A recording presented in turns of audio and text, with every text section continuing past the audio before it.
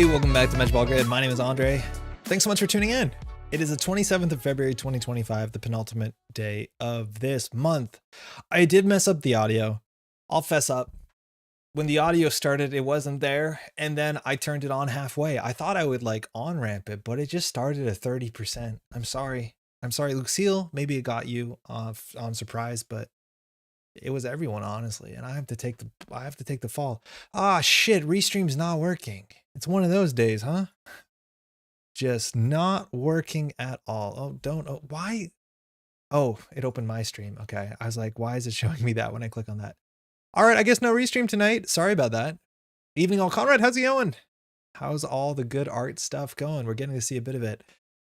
That was a demo of 3 resource event with hero action attack, deal 8 damage to an enemy, and a mental resource icon in the Spider-Man identity specific classification. Don't mind if I do.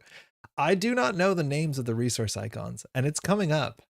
Just like in, Arkham Horror, I don't know the names of things, even though I've played hundreds and hundreds of hours of that game, because you don't have to say them out loud. They don't really matter.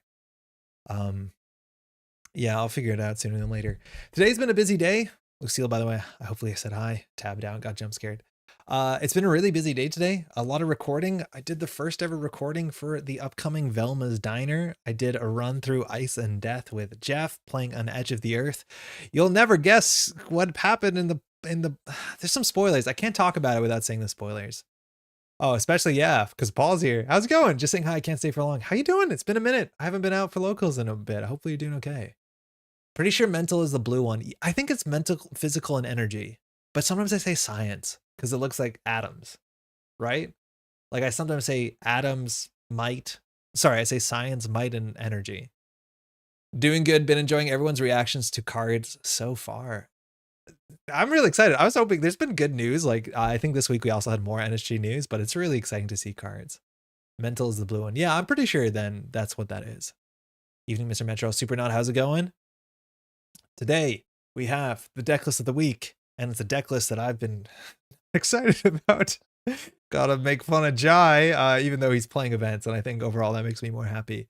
But it's like a really good Asa group deck, not unlike the Asa group that Jai took the top 16 at Worlds.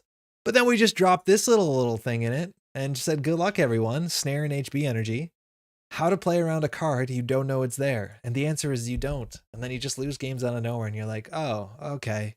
And I feel like that's the thing that I try and avoid at most periods of time. It's like Snare and HB energy, Sai Santan and HB. Like, I just don't feel like I want to win the game because my opponent doesn't play around something. I want a game where they play around everything. Lost turn 2, not even mad. Daria, you know how it is. So you just lose. Oh, I stole an Ikoa. Oh, I'm dead. Okay. Right? Like, if you can't make a good... If your opponent cannot make good choices, what game are we playing? And unfortunately, I don't think this allows people to make necks. Yo, John, how's it going? I'm dreading this deck list. Also, Zen, the producer. I love this deck name. Kokoro is Brokero. I don't know what this is. This is like a Zelda thing, right? I don't know if there's something else going on here. I don't understand the name. The link for the music was really good. I think Council dropped a YouTube link to a track that has like 46 million listens. I haven't heard it. I heard it for the first time. I assume when the thing gets 46 million, people will tell me Kokoro is hard in Japanese. Oh, that makes so much sense. Wait, is Restream actually working now? Hold on. It's working in one direction, but not the other direction. No, it's working. Okay, good. We're back up. How's everyone doing? Doing fine. Made a Monterey deck for Edge of the Earth. Tried it this evening on Night of the Zealand. Actually managed to win. Doggos were hungry for some great old ones. Oh, that's awesome. Okay, so I'm specifically not going to spoil the opening to Edge of the Earth because Paul hasn't played it yet, and it's like really something else. It is a lot of reading, not as much as some of the other campaigns, but just be ready, Melias, when you sit down, there's like maybe 20 minutes straight of reading, but it's some of my favorite reading because I got to do all the different voices and there's a whole bunch of characters. It's like a really nice character piece. You get someone running last click, stealing tomorrow's headline and get ended on like turn 2 or 3. Yeah, like even Public Trail into end of the line. It is what it is, right? They could have ran last click. It could have been a Behold. It could have been a Stink Tank, but like that one you at least can see coming because like people have played that archetype. Hey, John, were you the one talking about the Decipher Lord of the Rings game the other day? That's still one of my favorite games. Yeah, that was John. Edge has so much reading. It opens really heavy on reading, but I kind of like it, especially because the reading spans weeks, so you get a narrative. But I do think it does a really good job making the central mechanic something you care about, and that's mostly done through reading, which I actually like a heck of a lot. Play the deck list of the week as your own policy, and you can simply not do it. I don't think we can. We've played much like, and I'm going to say worse as a very open term that you can like paint your own meanings to, but like we played 7-segment LEDs. Like it doesn't have to make sense for us to do it. We just kind of have to do it. Sometimes the road in front of you is not the road you chose, but you still have to walk it. I do like me some reading. Edge of the Earth was one. Yeah, I really like Edge of the Earth. It's my partner's favorite. I haven't played it in a while. I don't think the first scenario is like incredibly exciting, but it is a cool vibe. It is a really cool vibe. And then it does, things with it. So Jeff will find out what the rest of that is like. There's a decent online version of Lord of the Rings TCG2. I found a TTS mod. Now I need to convince someone to play it with me. Let's pull this in. In short, we got a bunch of 5/3s, and Ikwa technically has punitive text on it because they spend 2 credits. That's something. We go fast because we have cohort. We are fully operational. We have 1 biotic, 1 seamless, which is nice reach. Of course, we have wage workers, which gives us a lot of flexibility, and we're on no hollow men, so we actually do have to protect our cohorts and score out. We can make big money bursts by doing fully ops. I've had a fair bit of fully operational or fair bit of Asa group gameplay on this channel. I feel like we've played 2 or 3 games against Asa group, maybe exclusively against experimental. And one of the things that I don't think I did a good job calling out, but is super important, I trash things.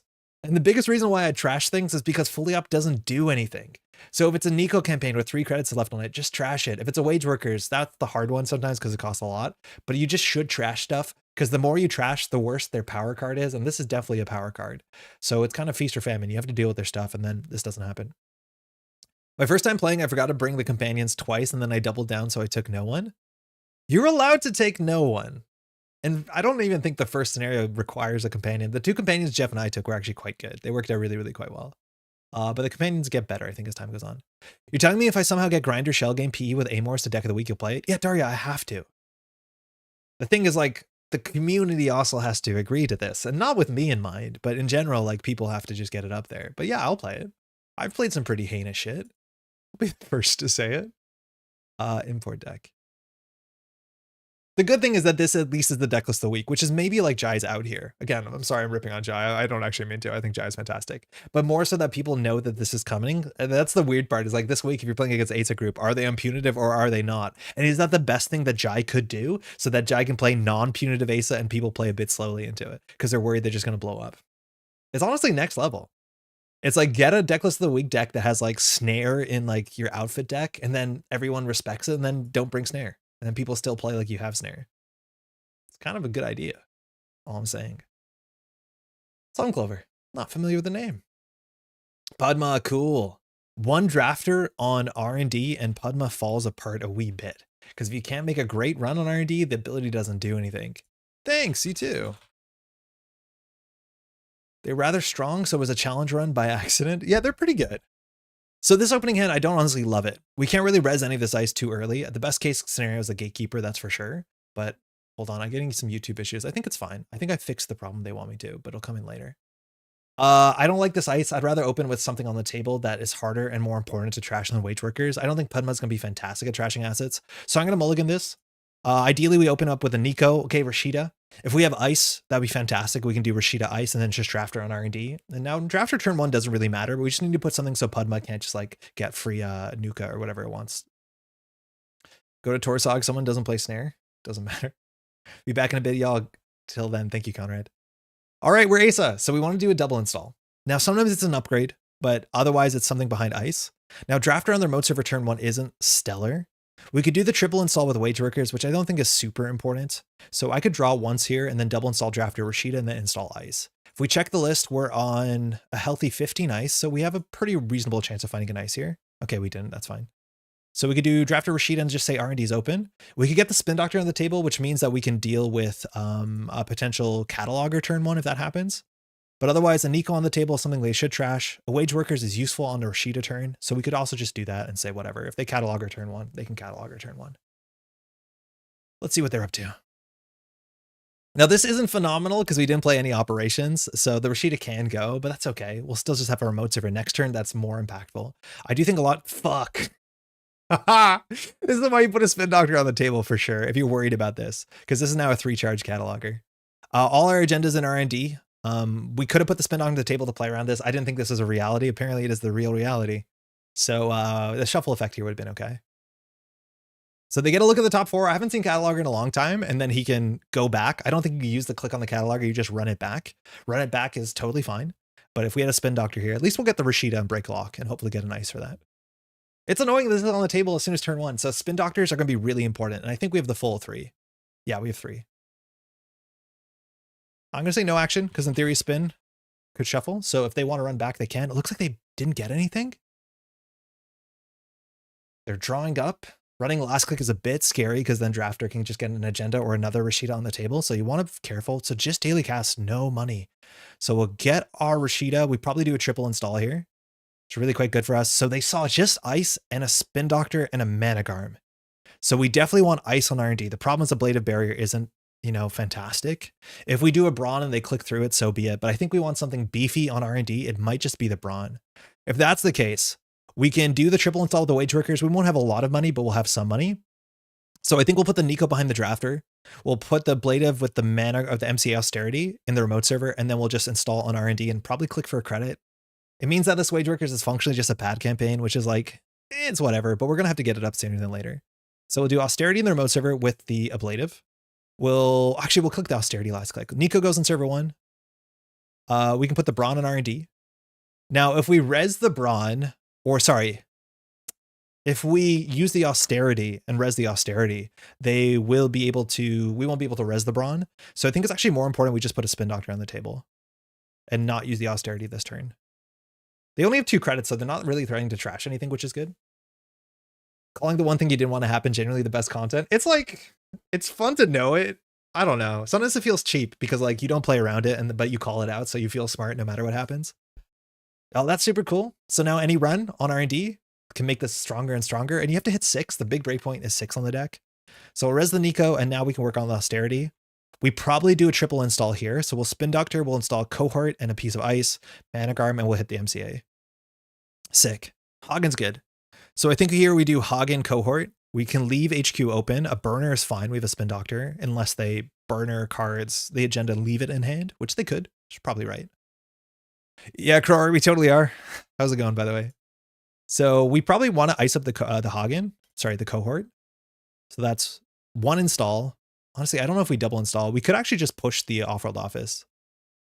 That might have been better. I think that's better. I don't think they're going to contest this. And with the Wage Workers, this is a very easy score. So we'll do...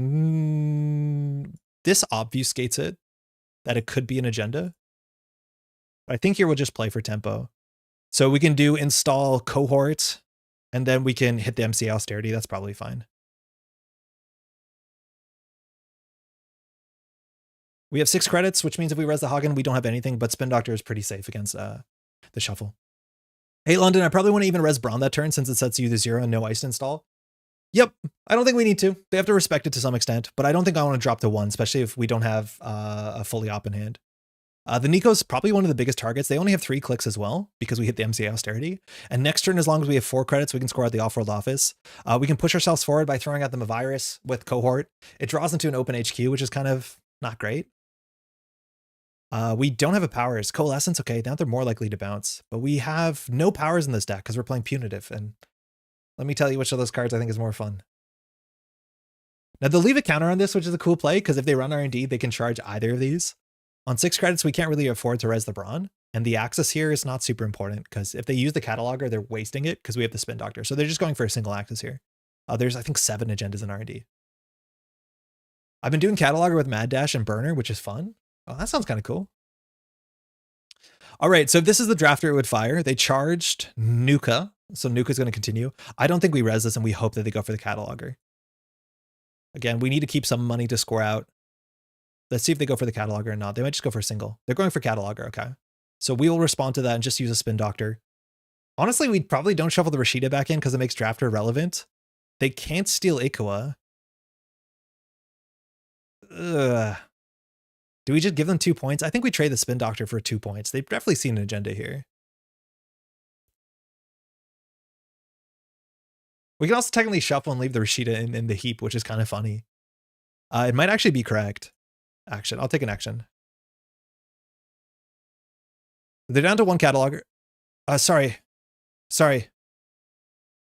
I'll take an action. I need to take an action before you access. Thanks. Sorry about that. I should have mashed the button. But I'm going to just spin Doctor. And I'm going to shuffle 0 cards because I want the Rashida in the bin because we can get it with the drafter. So just a quick shuffle. Yeah, so it looks like there was an agenda on top. Yeah, I don't know if they're familiar with that interaction, but you got to watch out. You don't want to use a cataloger where there's a spin doctor on the table. There's a lot of reasons why that doesn't work out well for you. We have the Rashida in the bin because drafter has teeth. Ooh, pawn shop into coalescence. That's a really cool engine. Here we could cohort. I think I'm okay with it. It means that we have a bit more like on tempo next turn. We're going to throw out and draw into an open HQ. I think that's fine. So Nico, that's good. We'll trash them a virus. So we draw austerity and gaslight. Gaslight for punitive, I guess, as much as it's nice with fully op. Yo, Jamie, how's it going? It's been a minute. We can quad advance off-world office with wage workers and just score it, gain 7. I think that's fine. We don't really need to put anything on the table here, and we just need money to res the bronze, so I will do it. Otherwise, we can slow roll this slightly. Next turn, they're going to be on a lot of credits because they got daily cast and pawn shop. We'll just advance this and wage workers. Powers that be would be sick. And then next turn, we can just push ourselves forward. I saw the stream title as a Marvel Champions and decided to stop in. I don't know if you saw that we did a stream on the sister channel on the Crash Space, which is youtube.com Crash Space Grid, which was 4 hours of Marvel Champions to see if the streaming setup behind me worked. And it was all right. It was not bad at all. I did some recording right before the stream just to do some more tests on lighting. I think I'm going to have to re-record it, but there's been some Marvel Champions content out here. I'm definitely waiting for the new set. All right, Nuka, you're going to start with that. They have 4 clicks. Austerity is a thing. Oh, fun. Yeah. I'm really enjoying Champions. I'm playing Hawkeye through Red Skull on standard just because I think Hawkeye's quite fun. Max disrespect would be AAA MCA and just leave it on 3 for a cohort to finish it off. Yeah, it's a bit, whoa, a bit too much disrespect. What? They're playing hand size. So they lost the Tremolo, which means that's going to come back. That's super cool. So they're on Tremolo. They're on Hippocampic. So we're already at 2 cybernetics. I'm assuming at some point the coffee cup might come down. But now they can just charge R&D and charge hand size. For what it's worth, I'm not too worried about that because hand size is like, it does beat punitive, which like good for them. I don't want to win that way. Let's do the Nico first. Okay, never mind. I want to win that way. And then we'll just keep trashing to get through our deck. So austerity is fine. I'll keep the gaslight. Actually, I think austerity is the worst card here. He says trying to punitive someone with 9 hand size. Okay. So we need an agenda here. If we do our first install, it uses our Asa ability. So we probably can't do triple wage workers, but Hagen to Managarm seems hard for them to deal with. So I'm just going to tempo forward. We'll ice this up just because fully op is good. All right, MIC is whatever. We have more money than common sense at this point. I can put a gaslight on the table, so if they steal a 5-3, we have a fork. We could also put it behind the drafter, but I don't think we really want to that much.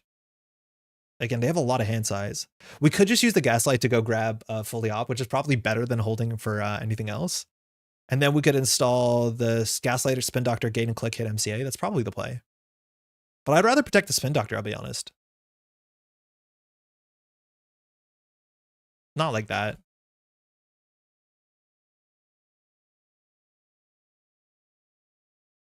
Now, this is why Ace is really fun. There's just a lot of things to touch, and it's up to them to figure out what they are. They should know that these are probably not Nikos. They're probably not powers that be because we would have fired it. 9 hand size so far. Yeah. It's probably going to go slightly down, but then if they just run R&D to get a hand size, we don't care. Like, the problem is there's no payoff card in the current format that cares about hand size. We used to have an FFG card that says draw up to your hand size, and that was really quite good. Ooh, 7 counter revolvers. Nice. They're not on Kurapir. They're on Tremolo. And now they're running, so it looks like the Brawn is going to do something here. We can get an MIC in front of it. We are definitely able to afford the res this for 6. They can't click through it. They charge the Nuka. And this is, again, the frustration with Padma. It's like running R&D is not what the game is about here, so it's hard to make your ability. Bugged? What's bugged? Runner had 4 clicks. Did they? 1, 2, 3. No, they have 3. They have 3.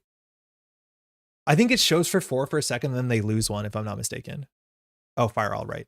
I think we'll put the MIC behind it. They break the MIC for 3 credits, but it's a nice thing to have here.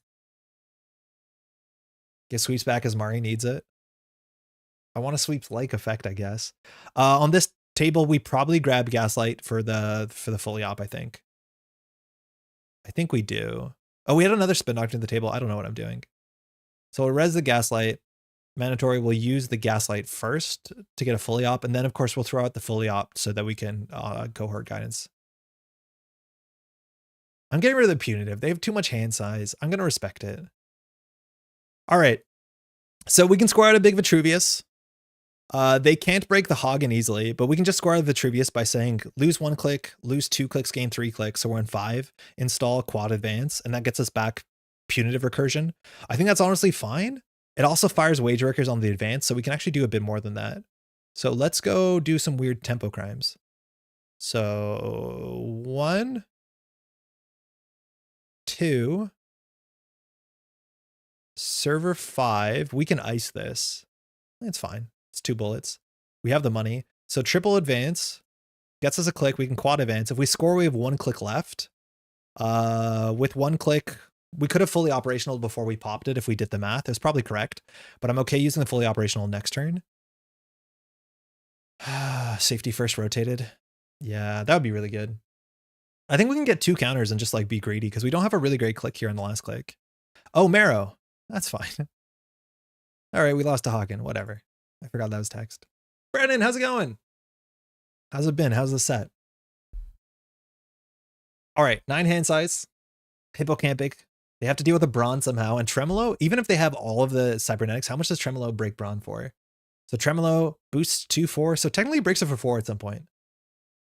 Has Andre been playing too much Marvel Rivals? It's the name of a Marvel Champions card. But we're going to play some A Teia, which is where the web is to be swung.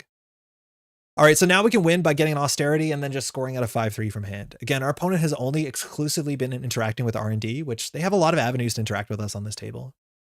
But they're tunneling, which I think Pudma kind of does. Combo score CI has taught me to advance Vitruvius is extremely strong. It's really strong, especially because we have punitive, but they just nuke it up. They're on 9 cards. Cohort doesn't have a great thing here. We, in theory, could like pop a Spin Doctor just to get options. But basically, any agenda we draw is game. It's game for us to use, not game as when we win. So we could probably do a triple install, double, like triple draw, double install. No, we'll definitely fully op then. Yeah, we'll just fully op to start if we need it. I like the MCA, it's how we win. So I think we're just gonna click 1 fully op. We'll draw. First, you always draw to see if we have what we need. Okay, Biotic is really powerful. If we get enough money, we can just double Biotic 5/3 with wage workers. So I think we'll just get money here. Install MC Austerity. We could draw 1 more, I guess. Now let's just get 1 billion credits, but this is not enough money. Okay, that's better. So with Ikawa, Cohort, Biotic, and Wage Workers, we have so many ways to score out. So we can just make the game about this turn right now.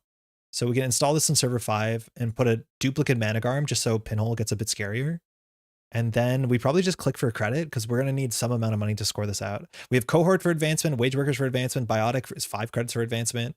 We can just go get back our, what's it called? Mind you, our fully op. So that's probably okay. Play fully op again. It's probably correct. And we just fully op for that. I think we could grab our fully op and just gain money. I think that's okay. It means we can't triple punitive, which would kind of be the dream. But we have 18 credits. And once we do that, they know the wins in their remote server. So that's, you know, they have to work with it. Having scored more than 1 Basalt Spire recently, I have to agree 2 Vitruvius counters is strong. I'm so scared when the Basalt gets scored. I was playing like a Maw deck on one of the last videos and our opponent scores 2. And it's really rough. All right, the drafter here is just 2 bullets. It is not a real tax. The Hagen is the real tax. So it's still 2 credits and they only have 11. So we can afford to do most of this, I think. You can Vitruvius a random card to get Cohort. We just like to throw it out, I guess. All right, it's 2 and 2.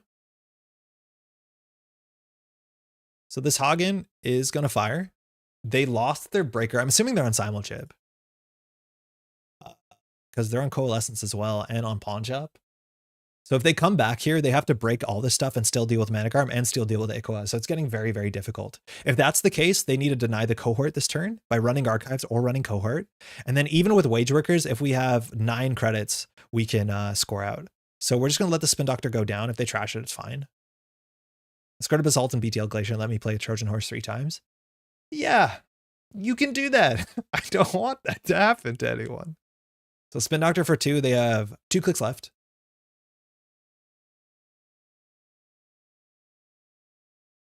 Again, they need a click and 2 credits here.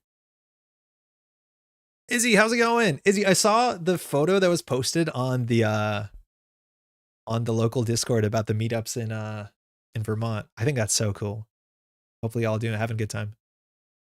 All right, sure gamble. So not interacting with the cohort here, so we're just able to like push everything in a remote server. So we'll just flip up a virus. In theory, flipping up the what's it called would be better, punitive. And now we can just quad advance. I think we had the credits to biotic advance if we needed to. So even if the wage workers, you need to trash the wage workers and the cohort. Good game. Thanks for the game. Yeah, this is like the quintessential problem with Pudma. It's really hard to make running R&D a game plan that controls the table. And a lot of corp decks are going to do something with the table. So like just running R&D and pushing yourself forward. I wish it was like any central server. And obviously that would be busted, but you know what I mean? It's just a bit difficult. It's really strange. This is, I think, the only ID in NSG that cares about a single server. We've been meeting weekly since then, having a good time. Heck yeah. Vermont meetups, that's really nice. Whereabouts? My guess is Burlington, but I could be wrong. Let's do one more and then we can try and build an A Teia deck, I think. This one. I don't know, even with charge, any central might not be strong enough. There's like some good payoffs, like legitimately fine payoffs, right? Like Pudma, well, okay, if you have a good run engine, that's why it gets good, right? Like imagine you're running, getting your, I don't know, bankroll, who cares? You could play Mark Synergy as well. Like play the one that gives you 2 credits info bounty and then you charge a Nuka. It's like kind of cool. Burlington at quarterstaff on Wednesdays. I have played Netrunner at quarterstaff and in Burlington, Vermont. Back at I think it was maybe a regionals, but it was probably like 2015, 2014. A place was nice. I did see someone get ejected for being a bit much, and rightfully so, but like, I don't think that is the norm anywhere, let alone in Burlington, Vermont. Akiko only cares about R&D, Steve only for HQ? Oh, that's true, but Steve is an old design, just like Alice. But yeah, those are all old FFG designs, excuse me. That's why I meant NSG, because we have Steve, we have Akiko, we have Alice. But you saw things like how Gabe compares to Zaya. It feels like a lot of times NSG opens it up a bit. Diogen, how's it going, by the way? There are other places in Vermont? No, I know, but like I know the big game store. Unlike Steve can interact with the board by hitting R&D, Padma can only like charge awake. I had a lot of fun with Pirate Padma. I feel like there's probably some, you know, real sended Pudma deck where, yeah, you play like catalogers and just like Kongamato and just not care. But that feels like you're just playing a worse Mercury. This time was Burlington. Do Finny shut down me that Steve HQ runs contested board by proxy? Yeah. No, I had way more fun playing Steve than I thought I would. I think you actually can do a lot. Hey, it's Maddie. I'm waiting at the bus stop and bored. Hi, Andre. Hi, Nana. She is really enjoying the new chair by the door with the big blanket on it. It's like the perfect space because she's like between the living room and the studio, so she can kind of watch both sides. Ooh, 419. That's probably not great for us. Duckland, she's on 46 cards. Nothing like Church Street in Burlington, just a lovely time. It is quite a nice place. Hey, Duckland. Best of luck. Have fun. What are we playing? Yeah, we're playing the deck list of the week. We're just punitiving people left and right. See, I made good cat spot. Pirate Padma, Spark of Inspiration Rig, Kongamato Gabali, Boomerang for early game. I have got smoked by that deck before in videos. All right, 4-9 means we have to ice HQ. This hand is probably not it for a couple reasons. It's not that much better. So we're gonna have to probably the Hagen HQ, and Hagen is really good into this matchup. The problem is like ice on HQ usually gets boomeranged, and that's not great for you. So we could always like Mavirus Hagen and just put a wage workers on the table and click for credit. We will let the Mavirus be exposed, which is an important thing our opponent has to remember, but then they can boomerang and trash it for free. So maybe that's not the play. This hand stinks. I don't think this is going to go well for us. Events here soon. Trademark. 4-9's real rough matchup. Bad pub makes trashing stuff cheap and Amaku sucks. Yeah, if this is on bad publicity, we're in a really, really, really bad spot. The classic criminal into like ace group matchup is not super, super favored for HB. We have to play this pretty cleanly though, and this hand with 2 of these is not what we want. So what do? Hagen on HQ is fine. We have to be able to duck things. So we can put a wage workers out there, and if she runs it and trashes it, so be it. Let's draw. We either do we probably want to do double install. So we could do wage workers. I think we just do double install credit. Wage workers Hagen on HQ credit. We're going to need money. You can see our secrets. We're talking Vermont, Crow Bookstore and Churchill Street is a favorite. It is. It's quite nice. It's been about a year since we were last in Vermont. Crow's great. I'm having them get in a couple books for me. I should get going. Glad I stopped in. Hey, Jamie, thanks for dropping by anytime. Hopefully you're doing well, huh? Bravado straight into the Hagen. Now, we can res, which is bad, or we can choose not to res, which is a 50% chance of being bad. And we show the Hagen and we're bankrupt. Jai, how's it going? This matchup is bad. Help. We're going to be such a bad spot. I'm letting this through. This might be wild, but I'm letting this through. If they steal an agenda, we don't have it anymore. That's bad. Hey, Eric, how's it going? Have we blindsided anyone with the flattest of lines yet? No, we played against 9 hand-sized Padma. And let me tell you, she was prepared. How are you doing? Are you back from Cruise Town? Is that the French Bistro still there? I was always a fan of that one. At one point in when I was in college, I went to this one sandwich place on Church Street or around Church Street that everyone's like, you have to go there. And so last time Maddie and I were there, we tried to go to the sandwich place and we didn't find it. We found another place that looked similar, but is clearly not the sandwich place. It had huge sandwiches with like apples and stuff in it. It was good, but I don't know if it's still there. I feel like it was just on Church Street and either we missed it or not. All right, so we have a window to draw every Ikoa. I mean, Jam, oh, this is bad. This is not good. Honestly, we can install a virus, but I don't know how to make a play here. Just spent the day in Jamaica, Haiti tomorrow. Well, have fun, Eric. Enjoy it. The snow is pretty big here. No, but for real, I think that's great. I'm again, I said this before, I'm getting cruise targeted on YouTube and I've never been on a cruise and I don't think I've ever thought a cruise would be fun, but like, it sounds pretty good, honestly. I don't know what to do here. Everything is awful. I can click for a credit, discard a card. I think we just put this on HQ and let it be exposed. I don't care. Anyone else been playing against Hippocampic Mechanocytes Asa recently on JNet? Been seeing it a ton. No, I don't even think I've seen a deck list that does it. We probably should double ice HQ so we don't get boomerang. It's fine. Cruise's vacation on easy mode walkthrough. Like, that sounds okay though. Like, I'm generally the person who'd rather go see a place and walk around, but then someone says I can live on a boat and like just play board games and see the sun and stuff. And I'm like, yeah, it sounds nice. But there's, that's good. This is good. This is good for us. 2 accesses, 4 points. One of them we allowed. We're cooked. We're so cooked. I see we decided not to draw money against criminal. The thing for Keth is we only have fully op. Like, there is no money we can get. If we res an MIC, we lose the game. It can be that simple. If this gets pinholed, we lose the game. There's so many ways we lose the game. Broadway shows and stuff on board too. Yeah, I like live theater. I like live performance. I'll see live performance.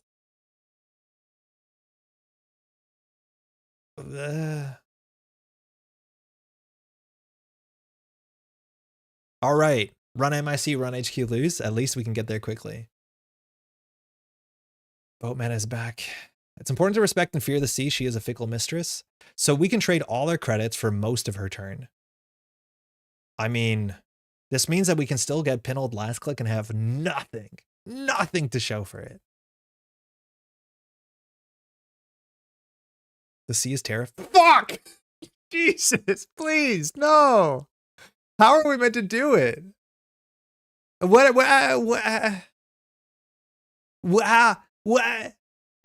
is our game plan here? Good thing we have 1 credit. Throwing out of falsified credentials, like, okay. Oh, fantastic. Good thing our punitive counterstrike will work once that they steal this. Oh my God. Some games are just not games, and this is one of those games. It's just not a game. Whatever. I really don't like this matchup. It's either you start really aggressively, you got nothing. This boomerang is fine. We probably just let this Axis in. I don't think we can afford to res the Hagen. Actually, we have to res the Hagen, technically. Incoming doof. Doof is not very good here because we just res the ice. Like, I'm glad that she's not doofing. If we doof, we res the ice and nothing happens. You're better off doing something like this and forcing the ice res, and then you can doof after that. Like, if we doof, we could res this, we could res this. This is much better that she's doing this for her. I'm okay to take the risk. Like, I can't res this Hagen. Got him. Nice. Hey Ed, Netrunner Polar Clues would be dope. Play ice while looking at ice. Okay, there's the Amakua. The virus is down. You cannot steal our Ikoas. It's last click. Lost on Austerity for 3. That's pretty expensive. So the Amakua is going to hit the Hagen. The problem is we have this on the Hagen. So we can replace it with the Drafter. That's not fantastic. The Managarm can go in the remote server. We're probably going to have to do a small fully op at some point. Like, she doesn't have money to trash the table. So if she doesn't produce a Miss Bones, we can actually like kind of go somewhere. The problem is I'm not sure where to go, and I don't want to give Amakua counters. How do you even flop without losing an Ikoa? It's easy. It has text. It's fine. She has 3 credits. So we could just like install the Drafter, install the Managarm, click for a credit. We have to ice up R&D, obviously, because the Amakua can charge off of it, but at least Archives is safe. We need her to hit the Hagen, though. That's the only way we win. Speaking of cruises, I've been told I should try to find a transatlantic cruise leading up to Worlds. How nice would that be? You cruise in across, and then you just like land in probably Liverpool, I guess, might be the closest destination. I'm low-key considering trying to crew on a sailboat to cross. Yo, that would be sick. I think that's a really cool journey. I know people do the cruises down to like SF for Worlds. Like the West Coast cruise is a real thing. I really don't know what to do here. Like our margins are so incredibly thin, but we're so far behind we can start doing silly stuff and not care about it too much. So we could do Managarm, fully operational, draw once, gain 2.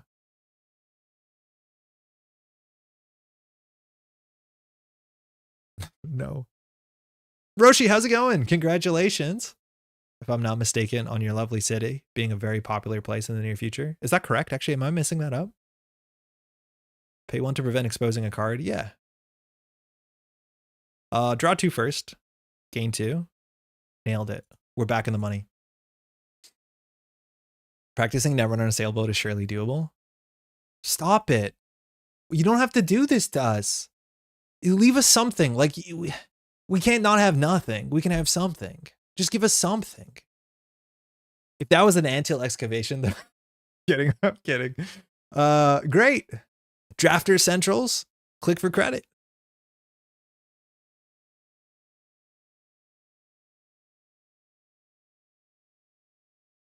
This is bad. Paying 1, yeah. Now we get the 3rd Rashida, and this is where we turn the corner. Hey, this new Titanic is mighty safe. It's honestly, it's been 115 years or whatever. I think we'll be fine. Dirty Laundry Archives gets Turtle at 1. We can hide an Echo on Archives because I'm a virus. They often run for 1 counter like this. 3rd Pinhole incoming. I wouldn't be surprised. All right, we're back in it. We probably should res Spin Doctor here because we could shuffle back immediately. The problem is like if we put a Wage Workers out uniced, it's a problem for us. There's a lot of things that are problems for us. Like imagine scoring an agenda on the table. Like what would it take when we're on 3 credits to score an agenda on the table? In what world would that be a possibility?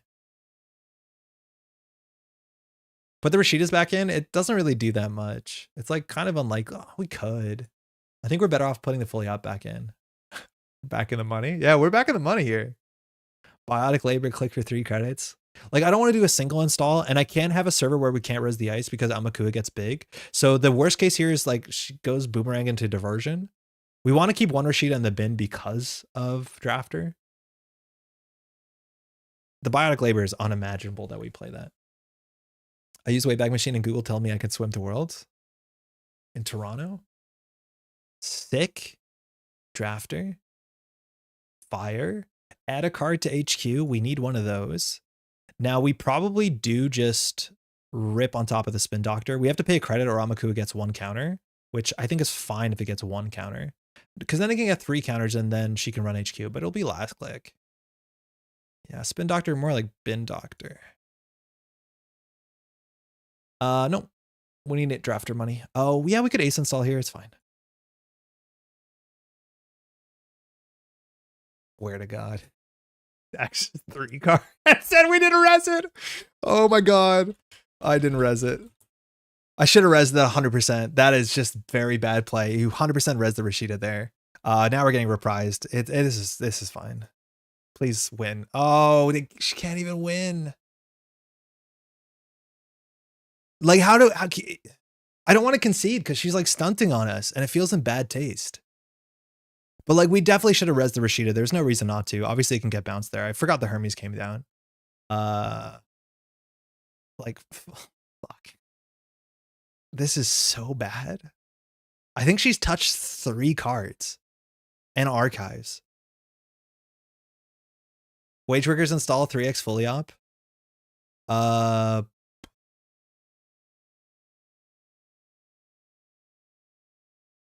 We can't install 3 because Amaku gets out of the way. Like we can only win if we put ice on HQ and purge. Like that's the only way we can win here. Is we have to put Drafter on HQ, protect it, Managar, Rashida in the remote server, click for credit, I think. Or just like mini fully op. Because if we don't have if we have a central or uniced remote server, like she just has Amaku and we can't beat that because she knows where our 1 virus is. We just can't purge. So I think we have to play it a bit slow here. Technically this counter does matter because of the MIC, but MIC into Managarm is still tricky.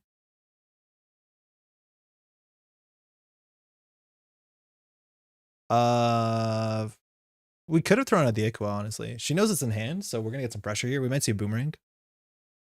Yeah, that's fine. I'm not gonna res the Rashida because at least if she steals with Hermes, we lose the game. Nailed it. She didn't touch an enchant. That's not very common. All right, she's going in here. So we're gonna lose everything, but she's gonna lose a lot of money. In fact, we res the Managarm. Is that worse for us or for her? I would love if we did not put a Rashida in here and she double clicks for the Managarm. That would be so cool. If we res the Managarm, she has to spend 2 clicks. Otherwise, she can trash Rashida and Managarm. She still can, but this uses her whole turn. How good is her turn here? If we res this, we're on 3 credits, which means we can still purge next turn. I think that's fine. We just need to keep her busy. This is like something about deck chairs, but I don't know. All right, Managarm for 3. We'll put her in nothing, which means it's hard for her to bounce back up. All right, she didn't trash it. That's a really good draw, let's be honest. So we have to purge here. She knows the Ico is in hand. We've drawn through, again, 23 cards, and we've only seen 3 agendas, so expect 2 agendas in HQ, which makes sense. Fully up is good. Draft into Wage Workers is good. The problem is like the best thing to throw out here is the Iqua, but she runs archives for sure. So we likely throw out the Drafter and assume we're going to draw another piece of ice. Or throw out the Wage Workers actually might have been better. The issue is like we have so much work to claw back, and like one little mistake or one little axis, like we did absolutely blasted by. Yeah, she's checking archives. She's doing a last click though, which is she's trying to look for something, but Amaku at least gets to 1. I think Wage Workers was the worst card in her hand. It might be, but it's a setup for something in the remote server. The Drafter is actually pretty reasonable. We don't have ice. We do not have ice. If we Spin Doctor, we built the Spin Doctor remote server. I think we just start there. We protect it for 1, I think. Oh, this is awful. Yeah, I would rather have the Drafter here than the Wage Workers, that's for sure. Pay 1 credit to prevent the exposed. That puts Amaku on 2, and we know she's on falsified, but she has no targets.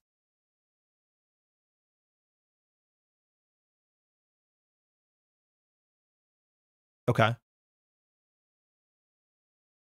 So we can ice this up and fully up. I think we do.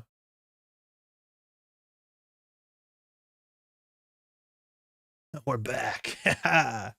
It's only time between. This is a good turn for Boomerang Diversion because we can probably only res 3 to 4 cards worth of ice, and then she gets the rest of the money. That being said, she doesn't have a lot of money, so she perfectly needs Boomerang Diversion. Nice. We still probably lose here, but we actually can install an Iqua into the Managarm server, which is probably the play, and just make it a 1 and 4 instead of a 2 and 5. Oh, no, we actually add a card to hand, so it's a 1 and 5. Okay, we get some triggers here. The problem is like scoring out the Iqua is still a nightmare, and we have to pay a credit because of Amakua. So what do we add to hand? It's probably the fully operational is my guess. Then this is a 2 and 6 to win. She does have the click and 2 credits. The other options, we can put the Iqua on the table, which is harder to run there, especially with the MIC and the Managarm. I think it is actually safer there. The problem is like it's in there. Still the cohort, I believe. I don't know. 2 and 6 is like 2 and 5 is not great odds 40% of the time. Oh, Asa install. Okay, that's fine. Cohort would be nice though, so we can get them out of hand. So, come on, are you serious? What the heck? Install over and override GG. Are you? Yeah. That was brutal. That was brutal. We would definitely overinstall the Aqua next turn. I made one bad misplay and then one minor misplay, but the like Rashida was a major misplay. This feels small. Did they shrink the size of this box or something going on? Yeah, it feels bad. 14 unique access, isn't that under par? But that counts 11 accesses on archives, Meteor. She touched like 5 cards. She literally touched 5 cards and ran archives for Amakua. It's not 14 accesses. Thanks, you too. HB sucks, pass it on. Yeah, when Asa is bad, like this is the weird thing about Asa. When Asa is bad, it is so tremendously bad that you never want to play Asa again. Ask Eric Hayden about this. Like this shows up, and then you have an Asa game where like you just stomp forward and everything catches. But then some games you just don't draw right. Like you don't get the right ratios. Fully op doesn't do anything. You're on the defensive, and like HB feels like just such a non-starter. It's really weird how that is, right? Because your cards kind of are a Goldberg machine you build together. So sometimes very tricky. Remember the 419's rotating? 419 was not that big of a deal. Like we lost maybe 4 credits. Like honestly, Zaya would have been worse for us to some extent. It's Amakua going that's a bigger deal for us. That felt low-key mean. Oh, Duckland, you touched like, we had a 1 in 5 there and you grabbed it. I think you accessed 5 cards. It was so bad for us. One of them was a risk where we didn't res the ice on HQ, but like we had nothing going for us. I do like that you actually face check the drafter. I think it's totally fine. How many times was flop played with 1 remote? Once. Maybe twice, but I think once. It's been so hard to find corps that feel good to play. Ob's been swingy like that too. This is like, I think a lot of people's, okay, some people's opinions about like the corp versus the runner meta is like corps are technically ahead, but like there's a lot of times where it just doesn't feel like you have a chance. And only if you like, you know, get that cling swing all the way through, can you actually fight for something. I accessed 6 cards. Yeah, I thought it was 5. Maybe it's 6. But it was like these 4, 1 card from R&D. I think every HQ access connected. Maybe 1 didn't. No, you access the biotic labor. So you access 6 cards. Yeah. 4 points and 6 cards. But the HQ runs are a bit better. The fact that you stole 2 Vitruvies off the top of R&D, that's the part where it's like, the heck is going on? Because HQ makes sense. Like we never got agendas out of our hand. But R&D is like full random. Ag, Asa, Asmari, so many fun corps. Sad to see them go. Yeah, I think the corp IDs in Elevation have to do some pretty heavy lifting. Because there's a lot of really good IDs. Like, what's it called? Sports metal going. Like, there's some really fun stuff in there. The runner meta in the sense that they're driving corps to be more swingy styles. Yes. And the corp decks have to change like week to week to week to week to even have a chance. You have to like, you know, surprise somebody. All right, let's do some news really quickly and then we'll do a deck build. I have some cool news. Firstly, NSG news. So let's put this over here. First thing first. Oh, let's start here. I didn't mean to start here, but this is a great place to start. Pet portrait commissions. If you can see this, I'm going to zoom in a bit. There's a lot of really nice art here. So, hey folks, my kitty Sable, this is Sable, broke her leg and needed immediate surgery. Thankfully it went well and she's recovering now. This is little Sable. She's in her little criminal hoodie. I've got to meet Sable before. Sable is lovely. Unfortunately, the cost of the surgery was a little over $6,000 USD. Some of that was covered by pet insurance, but I'm hoping to take on pet portrait commissions to cover the rest. If interested, please feel free to reach out on Discord. I know the quality of this is not fantastic because it's off of Discord, but the handle is Kysra, Kysra, the cat. All one word, lowercase. For those who don't know, this is Kat Shen, the artist that does a lot of great stuff for NSG. You know their art from System Gateway, and I believe every set since then, Kat Shen does a lot of great stuff. A lot of Kat Shen's alt arts you see everywhere. So this was a Miss Bones alt art from Worlds. This was Finality recently. This is Lola from, what's it called? From Arkham Horror.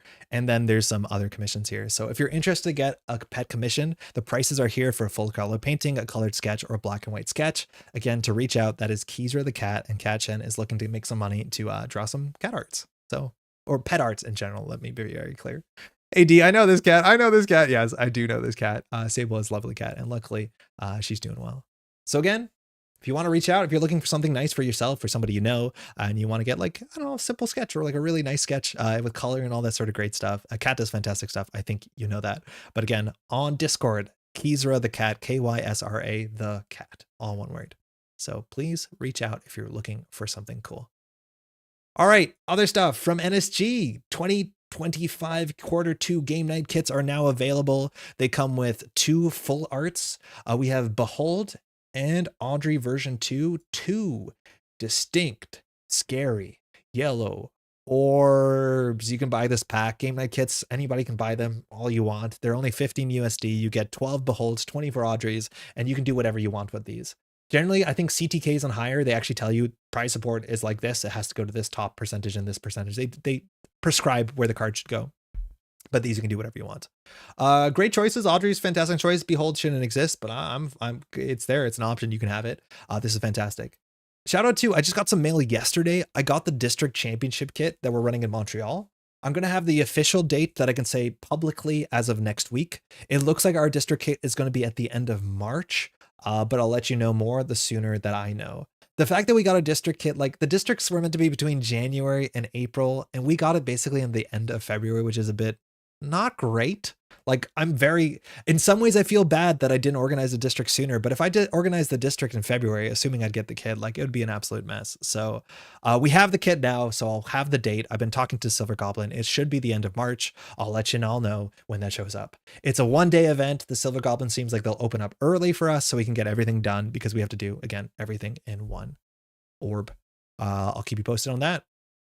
Speaking of getting stuff to people, the next thing is just an update from EU and UK distribution update. Obviously, the EU store, if you're aware, has been in a weird spot for a long time. It can be pretty frustrating for folks. Basically, they're recapping that they're catching up on stuff. Most of the orders are all about shipped. You should receive an email for that. They say there's a couple people that haven't got stuff so far. It's like 9 orders, something like that. I haven't read this too carefully because it doesn't exactly affect me. But if you want to have updates, obviously Energy always updates about the EU store. I think me and everyone's hoping the EU store is back into fully function when Elevation comes out, because otherwise, how do you get your new cards? But they clearly are aware of that, and they're doing stuff to make it work. So kits have almost all been shipped at the time. Remainder will be completed fairly soon. If you do not have tracking information for your districts by the first week of March, please contact this email. Pittsburgh district is this Sunday to anyone in the area. Yo, let's go. That's huge. We've had a lot of events every weekend, which is fantastic. And then they talk about UK orders. We're working with Nick from netrunnercards.co.uk to finalize outstanding orders.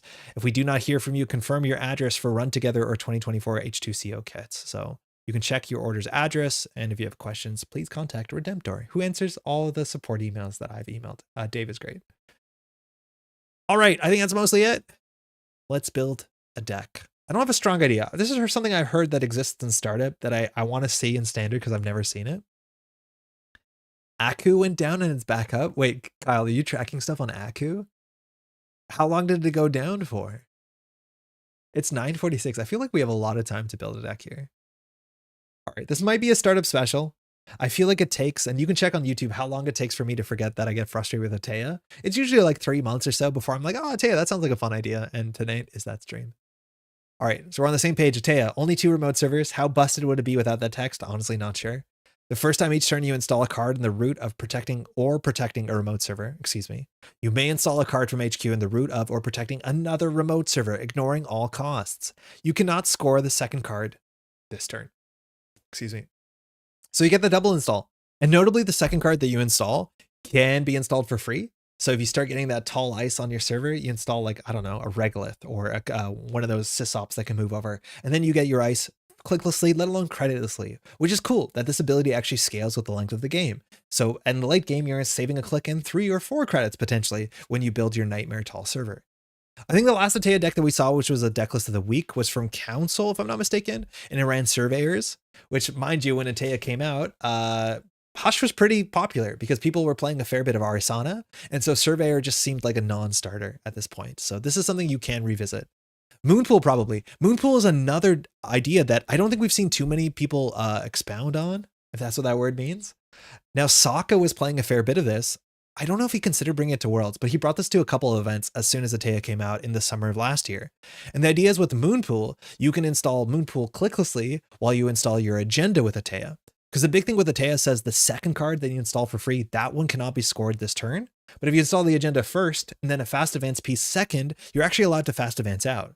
And while you have Moonpool, you technically also have cards like Bast Chiraboga. I think Audacity saw a fair bit of play as well, because Audacity allows you to score out an agenda, and then you can draw some cards up when you fast advance something like a Bacterial Programming, and then just draw like up to 9 cards. You can do some really wild stuff with that combo. And I haven't seen a lot of people like experiment with that, but there's ways to do it for sure.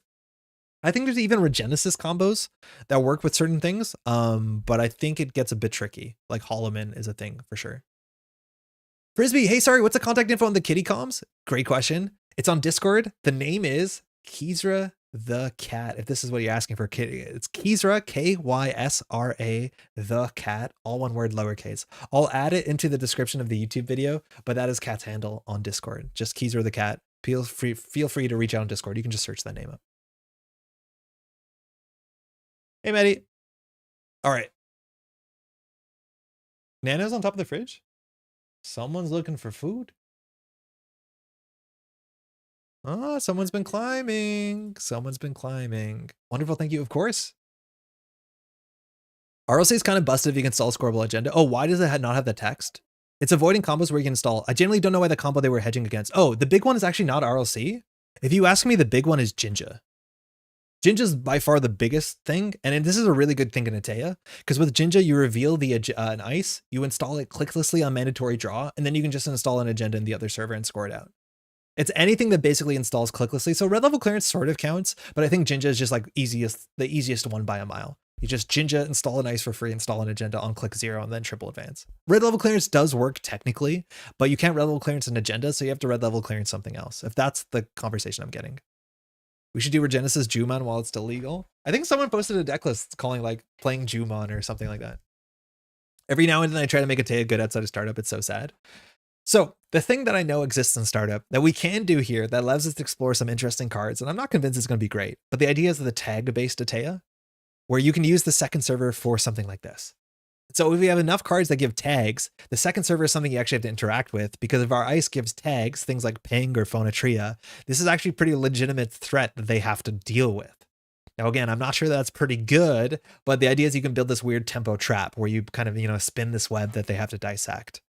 Is this a deck where you also run things like government, what's it called? Brasilia government grid? I'm pretty sure that's like a bridge way too far, but there's some really weird things you can do. And I'm pretty sure we're going to try building it and get frustrated, but let's see how many things to say the word tag that can make the second server good. Don't forget the Flower Sermon special. Yeah, Flower Sermon also definitely works, but you just draw cards with this, right? It's still fine. Safety tip, everyone, when cleaning your Swiss Army knife, don't extend the thing directly behind the knife blade you have out or you will poke yourself. Are you okay, Supernaut? It's all clean now, except for the blood. It's from Boston Districts. I do not believe you can put a card that doesn't remove itself in the second remote. Holloman can't work. Oh, the idea to do Regenesis. Yeah, so if you have a pre-installed Holloman, that works. You can do something at the end of their turn. So the idea is that at the end of their turn, if you have a fast trigger, so something like Flower Sermon doesn't work, but Flower Sermon works with Jinja. So you can Flower Sermon with Jinja and install an agenda clicklessly at the end of their turn. That's the Flower Sermon combo. So you have Jinja and Flower Sermon. Again, you just draw a Flower Sermon clicklessly, get an ice, and then you put an agenda on the table. Yeah, TPR, Timely Public Release, is like the classic one to do the sort of flick-flack combo that you can TPR to install an ice, and then the card wasn't installed this turn or something like that. You're going to put a B1001 on the table, and now you only have one jammable remote? Yeah, unless it's upgrades, right?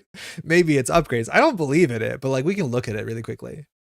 I really enjoyed Holloman A Teia. I haven't seen any Holloman A Teia, but it should make sense. Like it's a good ability. The problem is like A Teia feels like it doesn't have enough credits to support the Holloman. Yeah, remote lock is super awkward. Yeah, Kevin, I have no doubt you know.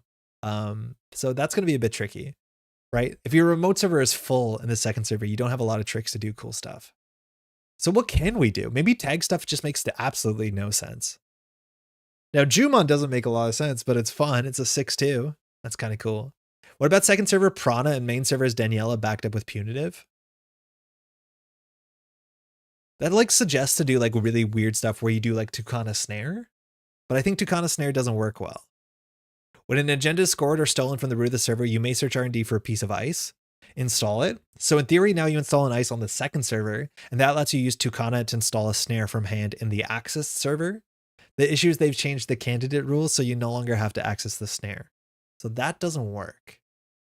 I think the tempo damage line, which I know we saw like Bushi was playing a lot of it, but like if we put in the second server like a Reaper function and then we crack that just to get cards out of hand, like that's another option. But like our second server shouldn't be trashed for 2 credits, I don't think. Tucana and Enemy works. Tucana and Enemy works, but then you don't use a Teia because then you put the card in the second server. That being said, we can do Tucana into an enemy and then use our ability to install something like a Reaper function in the other server, and then they're kind of like forked, potentially. I don't know how good that is, but that seems super fragile. You have an enemy, Hokusai, Fuji, etc. for damage, yeah, but then you're just playing a personal evolution deck that's sometimes does a tempo thing. Yeah, Bushi is definitely a 2-server playstyle where they actually like juggle snares and stuff. Yeah, you don't have an empty server, but like if the Reaper kills, I guess the Reaper kills. I think we need a second ice though. Like I think that's one of the strongest things we find from Asa Group is that the second server should be iced. The thing is like you should just put things in that server and say this turn there's 2 things to run, and sometimes you can't do that.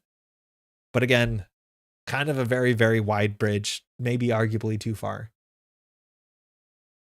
I don't know. I don't think I have a strong idea. I think we're going to end up playing some sort of damage-based A Teia. I just don't know what it's going to be and how it's going to work out. So Blend the Water. This is a cool tempo card for sure. If they don't have cards in hand, this is easy to score out. This is interesting. Flower Sermon works if we do any of the kickflip stuff. So Jinja. I'm not a big Jinja fan, but this works really well with Jinja. There were older lists on Trank that were 2-server jammy. They're fun, but lose very hard to bones. Yeah, Trank Grid, like all the grids are really fun in A Teia. Like Tranquility Grid is good. I played a lot of La Costa because I think Charlotte is so good for you, but obviously you have competition on your grids. Tranquility Grid is like not a lot of influence. It's 2 influence, which is kind of surprising. And it just gives you card draw or credits when you install cards, which is kind of exactly what A Teia needs. A bit more card draw and a bit more money. Most corps. I'm surprised I never saw Blood in the Water Arella in PE. Holy shit, Laura. That's kind of cool. It's really kind of cool. Scoring out an agenda to get the Blood in the Water to hit. That's like cooler than this entire A Teia ability. I found it works best if you can bluff either remote. Yeah, as a scoring remote, which like, that's kind of a hard thing to do. You have to be very confident. Double Trank A Teia was the most fun I've had with it. I believe it. Especially if you can fire it on their ability a turn, like if they pass a Tattoo Bola, and that's the hardest thing is like your opponent never goes through the Tattoo Bola, and you want to put the Tattoo Bola on the remote server, but you always need it on centrals, it seems. Hey Loy, I see a lot of standard A Teia decks run NGO front planted the secondary and can pop as a needed instantly for cash or for tattoo fires on the main. Do you want to replace it? Yes. I do like the NGO front a lot, and the idea is that it gives you a card that works with the A Teia ability. So you install the NGO front to get the free ice, and then you advance the NGO front. I think that's sick. And I think in the last version I played of A Teia, we put out a deck list, like it feels like a year ago, that we did NGO front, maybe instead of hedge fund. Tattoo needs to be on HQ, sadly. It feels like that. It's not great on HQ. It's obviously like pressure. My Worlds round 1 was versus Jinja A Teia, and they installed Jinja and drew twice and missed ice both times and just ran and trashed it. It was quite sad. Yeah, I could see that being bad. Is Janina an option for Econ or too much influence? Kurjuki, I have no idea how much influence Janina is. I know I've played against Bushi playing Janina, and Janina has a slight bit more text than I think she does. But not a great card for 3 influence. Arguably not a great card in period, but the fact that she works with Tranquility Home Grid is like kind of really cool. This is strange. Like, is this better than a Regolith? I can't honestly tell. Maybe not. But it is 3 influence and Regolith isn't. Mitosis, NGO, Charlotte, and an Agenda and A Teia Ice. It's almost impossible to play Mitosis because they need to be new servers. And as soon as you have an Ice on a server, you can't play Mitosis. It's like so cursed in A Teia. You cannot play Ice. When you read Janina and you go, JK, never mind. Like, I'm on the cusp of seeing, I've seen people do things with Janina that I've looked at and been like, oh, actually, that's a bit better than I thought it was. But like at the end of the day, it's still 1 to trash. It shows you what it's up to, and it's like 3 influence. It's only really good when you can't run the remote server, because then you're like, oh, look at them doing their tempo thing. But if they're doing their tempo thing, like how much better is this than a Charlotte on La Costa? That's daily course. No shot that's better than Trank. Janina? A Janina on Trank is I think what you kind of do. Mitosis just doesn't work with A Teia because of funny wording. Well, you just can't build new servers, right? Install 2 cards from HQ and a new remote server each time. And with A Teia, you can't make new servers, right? Or is the wording actually like offensive somehow? Ginny got me like 24 credits in Chimera. Yeah, I believe that. But like in Chimera, anything that gives you credits, you just hold on to. It's so, so good. All right. Our agenda suite, I think, is going to be the biggest call of what our deck is, because it'll really craft the angle that we're going. We could play just like, you know, Panic Pilana, which will be like off-world office and whatever stuff. That's okay. And we could play Nisei Mark IIs if we want to. Like, that's fine. That's whatever. Or we can build an agenda suite that's like really spicy and does something unique. One thing that was cool with A Teia that I didn't see before, I think Diogen was posting about this, is Kakarenbo. And you Kakarenbo to install a card with 2 advancements. And then you get A Teia. I think the thing with Kakarembo that I thought was the cutest is that you can Kakarembo, which flips your entire archives face down. And this is not something uniquely with A Teia, but you Kakarembo to install you flip your entirety of your archives face down. And then with Kakarembo, you score a hybrid release. And then because all your archives are face down, you can just install a Rashida. I think that's kind of hella cool. It is like a couple card combo, but it makes every hybrid release into get your favorite card from archives. And it's like kind of sick. It's kind of cool. Now, the issue is when Daijin talked about it, he was convinced or assumed that you could use the the hybrid release install to do something cool with the Teia. But the problem is, of course, the hybrid release eats the Teia trigger. Yagi-Uda synergizes with the Teia if you put a counter on it. Yeah, but then you have to play Yagi-Uda and they can just jack out. This card, I don't even know what it does, I'll be honest, but every time I've read it, it's been like, this is so much work. It gives your opponent so many options to like interact with it favorably. Okay, so you have to score this as a 4-2, whatever. Swap one card from HQ in the root of a protecting the tact server. That technically is an A Teia trigger because swap is install. The runner may jack out, uses ability only during a run. So you can't kickflip this. It's the attack server. Putting ice in front of the server doesn't do anything because they can't interact with it. And so you can put something in the remote server and they can jack out. So technically you have an agenda, you can like swap it in and this becomes like a border control, soft border control effect. You still have to have a card in hand though. So like it's a lot. You can Kakarembo and Moonpool to get a 4-2. Oh yeah, I guess you can, right? Huh. Yeah, this card's weird. It's like a Nisei Mark II, but way less flexible. It's more like Adrian Saiz. Yeah, I guess so. Still really like the Bass idea. The problem is Dan Bass is 4 influence. No, 3 influence. And I don't think this is better than just playing, what's it called? This is probably not better than playing Moonpool, I don't think. Kakarembo, Moonpool, Regenesis is some wild cooking. Those don't work together though. Because if you play Kakarembo, it enters archives. Or does it get RFG'd? What does Kakarembo do? Oh, it does get RFG'd. So it doesn't work, but it kind of works. So you could Kakarembo. Hold on. So you could Kakarembo, a Regenesis from hand, installing a Moonpool. You can remove this from the game, you remove the Moonpool from the game, and then score out the Regenesis. I've enjoyed the Wandering Sysop. The Sysops are my favorite part of A Teia, that's for sure. They may mean you can fire your ability, but it just the deck still doesn't feel like it's doing anything. Moonpool 4-2, just do the same thing without Kakarembo. The Kakarembo doesn't do much in that instance. Yeah, actually, you don't need the Kakarembo. Yeah, so you can't use the Kakarembo to throw out agendas because the text on Regenesis cannot be played if a card entered archives. So if you had that set up, you'd be fine with just Moonpool. Yeah, no card can enter archives, so you can't like play Biotic Labor, you can't play anything. But the thing is like Kakarembo RFGs, so the text kind of looks like it lines up, but it doesn't exactly. I really like the Kakarembo into hybrid release plan. Like that seems just kind of fun. The problem is like A Teia's trigger gets eaten here.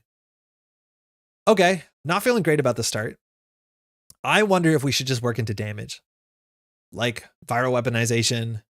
I don't think I want to say Sting because I feel like Sting just doesn't do enough damage with PE. Hear me out, Isaac Logjam, Treeline, send it. Nah, I'm good. I don't like any of that. We get fast events with Bass. The problem is like, what are you fast eventing out? What did you fast events out when this deck, like you actually did score out? Like I do think some of the first versions of the Teia that Sokka were playing were like seamless launch Teias. 3 enemies on top of Fuji is good damage. Yeah, but you can say that about like every single Jinteki deck. The difference is maybe they don't see it coming in A Teia, but like I would still rather play PE if that's the case because it does 1 more damage. If you want to get wacky, you can also try TBTB, which is a fun A Teia install alongside hybrid release. Oh, that's really cool. Wait, that doesn't fire though.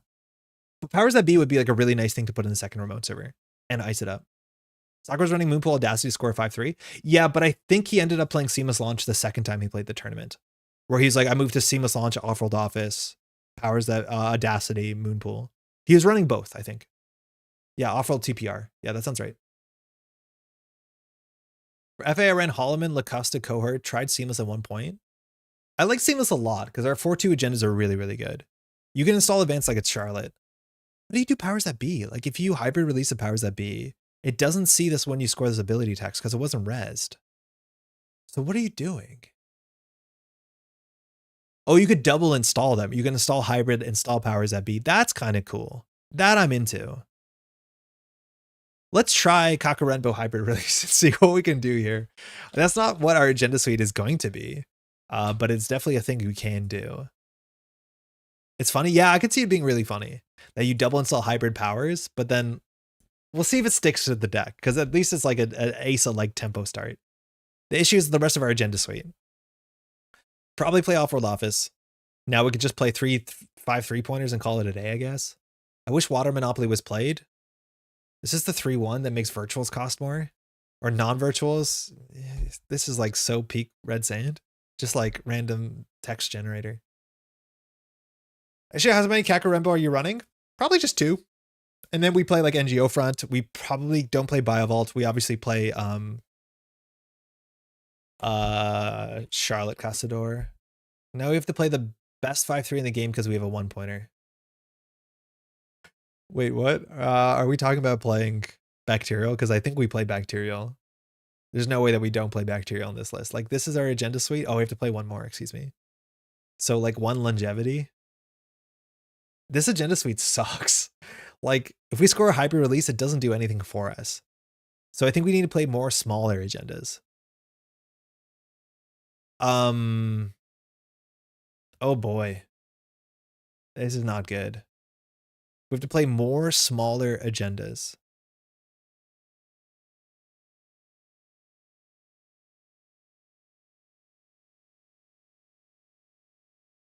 I don't like this at all. Why are the agendas in Jinteki not fun? Why are they all the same thing? Yeah, why isn't this P? I know. Like, we could play TPR. I don't think we want to play. Like, so why I'm saying this is not good is we have to look at this and be like, how do we score to 7? So if we score a Bacterial Programming, we're on 3. If we score an Off-World Office, we're on 5. And so the hybrids don't do anything for us.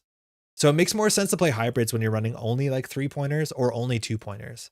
The issue is that you end up playing like way too many agendas if you just play the rest of this to be 2-pointers. And then we also play 21 points, which is not good. Now this probably makes a bit more sense, and we just play like Seamless Launch or La Costa 4-2s, and we just continually jam 4-2s if we want to. Or we can just do Install Advance every turn and see what are you going to do about it. Which could make sense. And then we could go back and play, excuse me, we could try the Yagi Udas, which I don't feel great about. Niseis are pretty good. They're just really good. They're defensive. And then we could play 2 3-2s and play 11 agendas. Shit or anything here if we want to go back to the B1001 list? Not really. I don't think I want to score this ever. Like, giving them a tag is like kind of whatever. Yeah, this actually makes Arella look fun.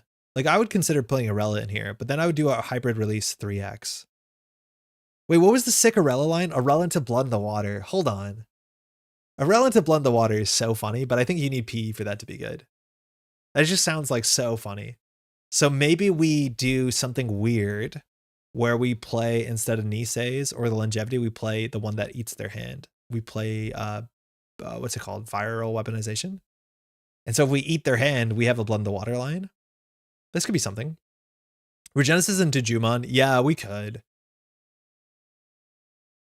We definitely could. Shitter seems really rough out of end of line PE. Yeah, it's just bad. You really needed to do 2 damage or you hit no meaningful breakpoints. That's the problem, is like there's a lot of cards that are balanced around PE, and so it's up to like NSG to figure out what the next PE looks like. Because this card is not good unless you're PE. Like, increasing the damage of this by 1 is like incredibly important. Right? It's huge. There's a window to score agendas after viral damage? No, there isn't, but they'll still not have cards in hand, which is good for us. But we can't do viral weaponization into like Blood in the Water. There's just no window there, because you cannot score agendas during the end of turn ability. If you have a lot of agendas, Moonpool is easier to fire. Yeah, we actually can Moonpool relatively well here. I don't know if we want to. I guess we could. Maybe we do Moonpool. Maybe we do. This deck looks awful. We haven't even started, but like, look at this pile. 16 assets? Like, something has gone wrong. Okay, we need to pick a lane. I'm hoping to like organically discover something, but I feel like all my A Teia frustrations are like coming over any other discovery period. Yeah, asset spam A Teia. Honestly, how busted would A Teia be if you could not add more than 2 remote servers? I don't even think it would be that busted. Well, it would be busted because you spend a single click to install 2 assets. That's probably why. Simulation reset to manipulate archives. I don't have any interest in this card. I don't think it manipulates archives. I think it just shuffles cards around. It makes you feel like you've done something. Like, unless you're shuffling back 3 snares like a real GNK player, what are you doing with this? 3 snares, suggests? Like, we kind of have to because we're on Blood in the Water, but like, how are we playing 19 assets? Sim reset is very good. Nah, I've played it. It has a chance of doing literally nothing. Well, not exactly, but I don't like this. I've seen this be good with like bacterial programming. Like, this is okay if you play like Audacity and you have to get your combo pieces back. Nightmare Archives, I don't think we care about core damage. A Teia with no server limit is just red NEH if you squint. Better even. Yeah, the double install assets is really, really good. The draw being after the shuffle is painful. Yep. There's a chance it does nothing. All right, let's try and look at some other options that we have access to. So our Ice Suite, this is where it gets tricky. The GNK Ice Suite is kind of like all over the place. A lot of the cards say damage. Now, luckily, we can deal with that because we have damage cards. But like, I'm not sure if we can play Diviner in Standard. Let's try it. I don't think it's going to be great. Let's see how bad Diviner in Standard is. I don't think it's good in Standard. What else are we excited about? Karuna is okay. I think Saisentan is a bit more impactful. I only like Karuna if you're worried about a lot of Amakua and a lot of Carmen, and I feel like that's not the meta we're in right now. While actually having an extra subroutine on Saisentan is really impactful for Revolver, for Boomerang, for Banhar. This just seems a lot better. Now, that being said, Saisentan never ends the run. Karuna does often end the run, which is kind of cool, but I'm not a huge fan all the time. What is Metamorph? It's just like I think the Red Sand Cycle. Yeah, you can print whatever you want on a card in the Red Sand Cycle. It didn't really have to make sense. Now, the numbers are good. 3 res, 4 strength. That's good.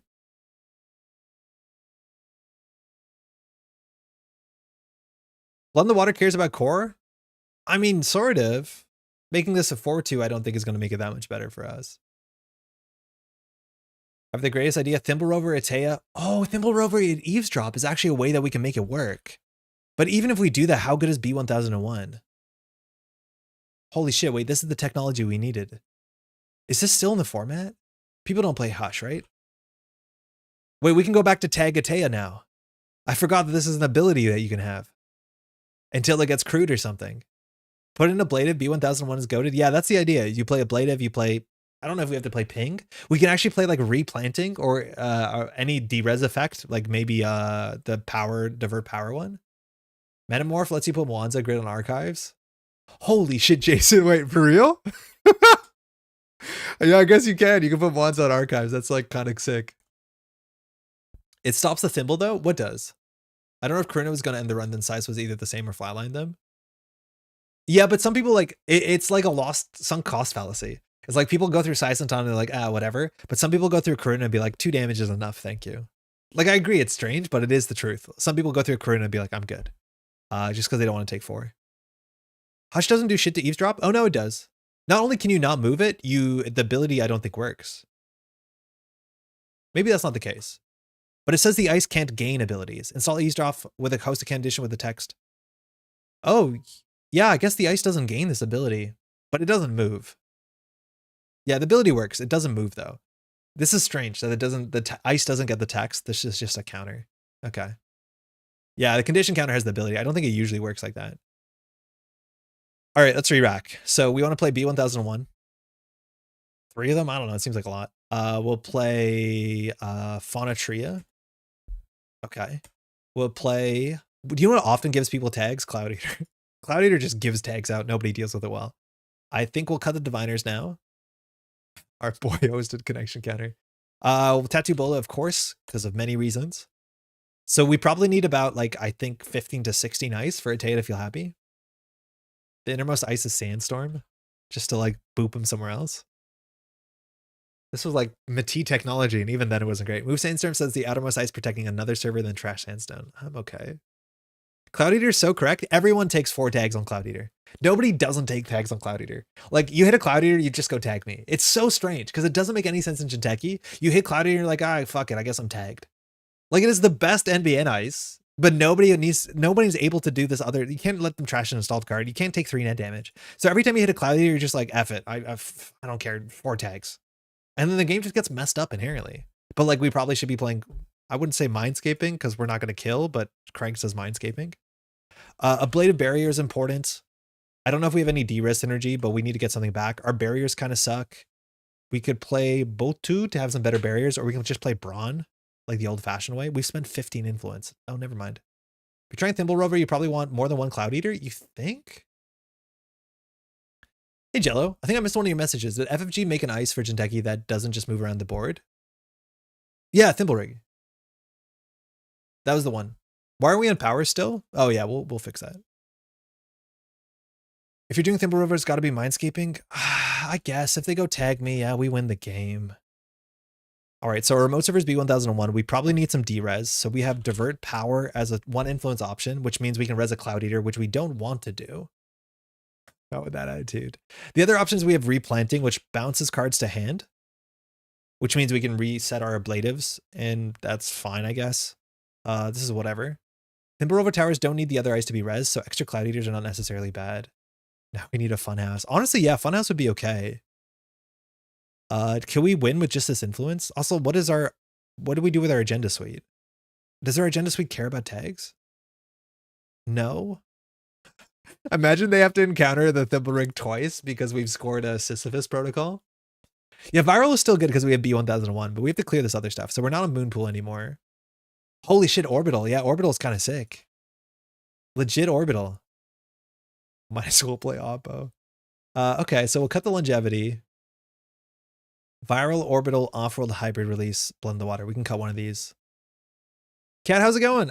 Plugs your nice art call, and now we're building Tag A Teia. Don't think about it too much. It's not going to be good.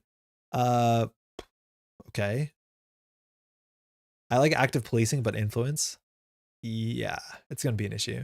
See how they run? I don't think it's enough, right? Like, see how they run giving them one tag is like nothing. Them taking a core damage or a net damage is also kind of nothing. Like, it doesn't do anything.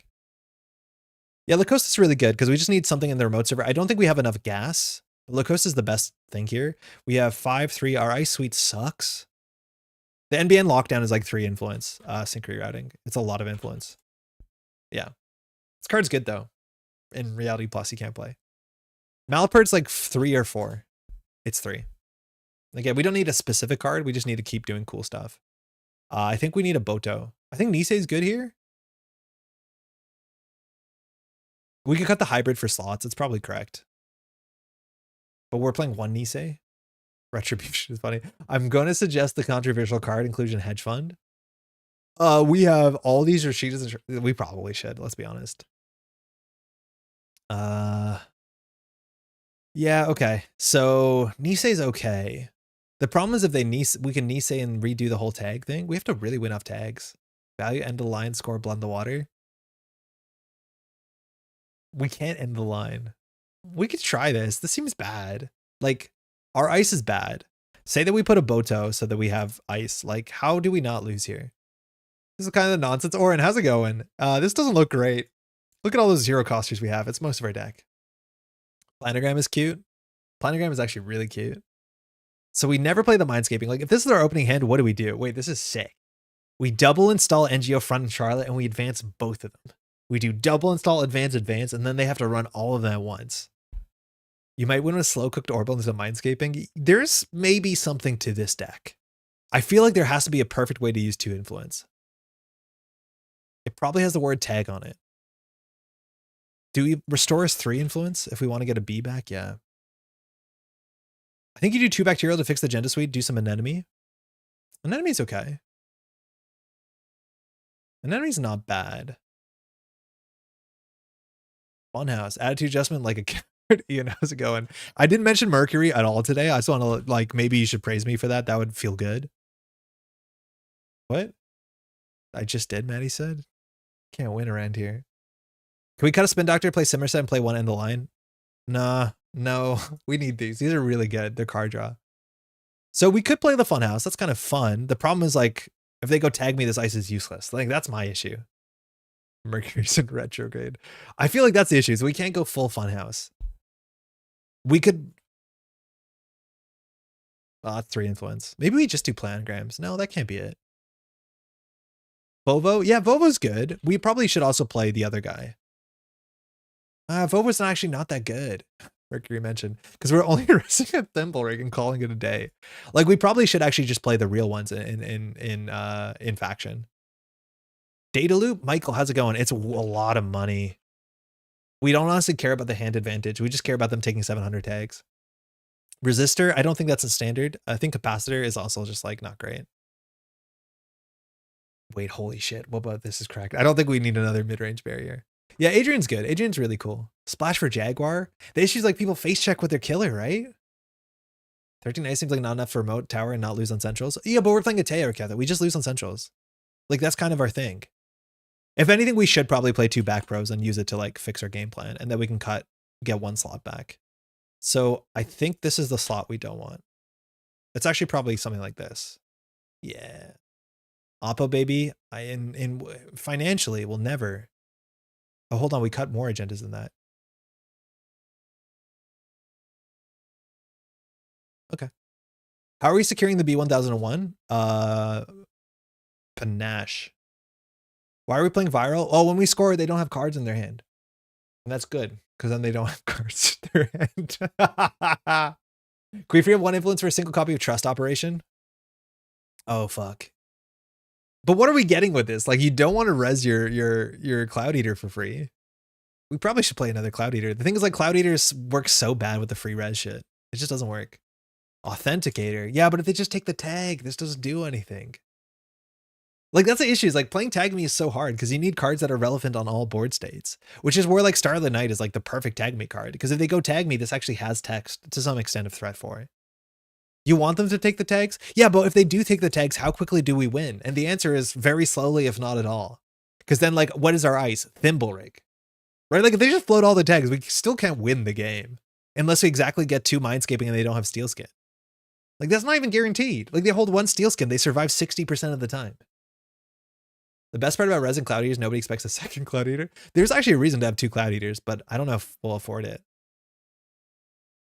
The viral was to flu the blood in the waters, I think, but we moved past that plan by keeping a copy of viral and a copy of blood in the water. Yep. Yeah.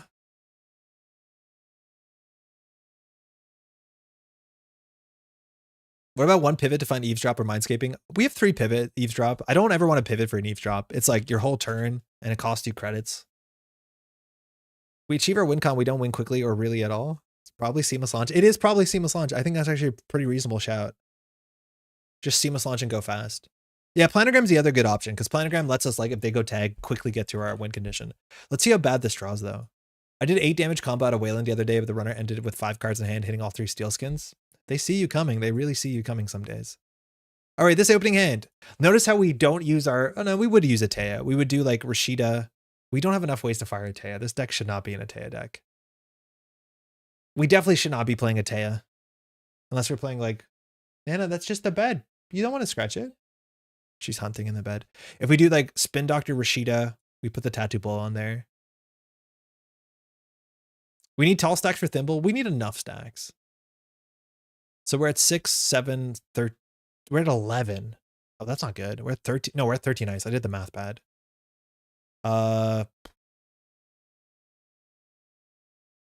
Every time they hit it, +1 strength.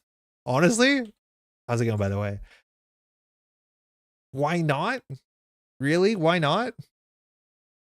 It kind of, like, we're going all in on the game plan. I don't think NGO needed. I think NGO is actually really quite good because it's one of the easy ways that we can do a Teia. Can we cut some hedge funds for ice? Yeah, I like that, actually. I do like that. Rhymes or tithes, something cheap. Like, why not? This is our game plan. Why don't we, like, really lean into it and build nightmares? I think we really want 50 ice. I think we got there. We're at 16 ice, and we just have to cut 2 rovers. Does rover trigger a Teia? No, you don't install. Hold the phone. What the? Wait, what? Install Eavesdrop? Okay, but Teia says when you install in front of or in the root. So jump scare, it doesn't fire because it's not. It's installed on ice. Really weird call there. I just didn't want to say rover myself, but you know what I was thinking of it. Like, rover seems fun for someone. We probably cut the B1001, honestly. There's no way that this works out. Unless it does. No, there's no way it works out. It's our NGO front server. This is perfect. This is good. Big Thimble Rig. How does Rover interact with 419? Oh shit, that's a good question. I will expose it. I'll get an Amaku counter. We don't play him a virus because the meta can't hurt us. And we're off. For what it's worth, Amaku is going to be a problem, but like 0 strength ice. Let's match up against Crew or Ari. Just shut up. Shut up, Cror. What do you want from me? New corp deck. Oh, you don't have to change the ID. This is why people play A Teia in 419. It's so easy. You save like 3 seconds every week. Corp. All right, if everyone's in chat, if anyone in chat shows up with a hush, I will delete the stream. To be honest, I'll straight up delete the stream. It's just gone. Big Rig A Teia is a good name. No map, it's in faction? Yeah, but did you see the slots? We have to play whatever bad agenda we're playing. Hey, Andre, I ended up going to the districts last weekend and had a lot of fun. Play Dow went 3-0, Epiphany went 0-3, lol, but learning the deck is fun. Going 500, Dapper, like hitting right in the middle is kind of perfect. I think that's something to be proud of. So you learned something about the corp and the runner, but I'm glad you went out and had a great time. Thanks for giving us the update. I think Rover might burn 419, but not be able to be exposed. Yeah, maybe that is correct, like NGO, or like Publix. Are we playing against Lat? All right. We have a bad hand. Now we have a good hand. It was very worth it. Okay. Lat doesn't run Hush. No, Lat doesn't run Hush. Deep dive lose time? No, but that means Lat runs Central. So Lat only runs the remote. So we can do Charlotte, Tatubola. Sorry, Charlotte, advance 2 Charlottes. They have no way of interacting with that. If they spend 2, no, that's pretty bad. I think we do Charlotte. How do we play this? Would laugh so hard if Arzan pops in randomly with Hush. Are you having not seen the Hush disclaimer? Did I say best of luck? Thanks, I did. Okay. So Charlotte is like the way that we fire A Teia this turn. The problem is it's bad. We could do install Charlotte. Like if we had a Rashida, that would be a good play. We could do double Charlotte, install 2 Charlottes, advance both of them, and say, yeah, I'm going to do the weird play. I don't care. This is why you play traps. Like PE, more like this. It might be Pawn Shop Lat, run Hush, Infist. Yeah, they do. All right, you've called my bluff. I've thrown out my good value card for a click and 2 credits. Okay, we've learned a lot about them the whole way. That was a bad play. That was not good. Pawn Shop, if this is like, what's it called? The one that they trash cards.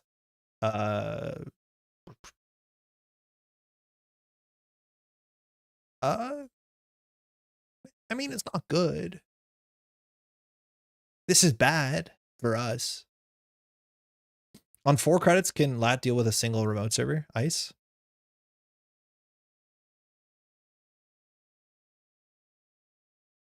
Oh, fuck, this is so bad. This is so bad. Honestly, we probably should have gone for the Thimble Rig. So I think it's much harder for Lat. It's much easier for Lat to drop a propeller cheaply. And what is the decoder? Like Buzzsaw for 4? All right. They have damage prevention.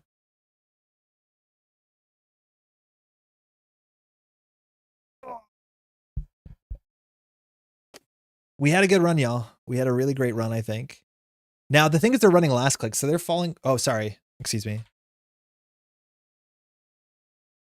They're falling into our trap, which we can swap Tatubola and install another agenda into server that we create out of thin air. They just had that in hand too. Yeah, we definitely should have gone for the Thimble Rig. They're less likely. They have the deck, if I'm not mistaken, has 2 fractors.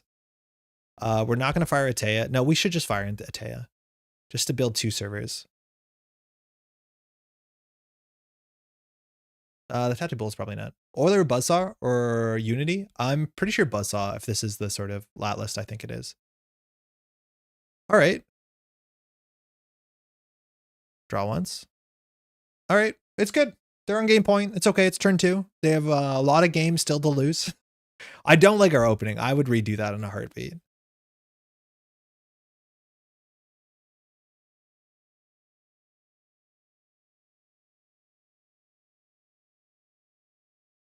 Now, again, Lat doesn't run Centrals. Again, it's been a couple turns. Centrals have just been safe. We've just been making the narrative about the remote server. I feel like this game is a result of us burning both Charlottes turn 1. Yep. You could say that we don't know how our opponent was going to interact with it, but I think we knew how our opponent was going to interact with it. They probably should just run it. We'll recover. We always recover.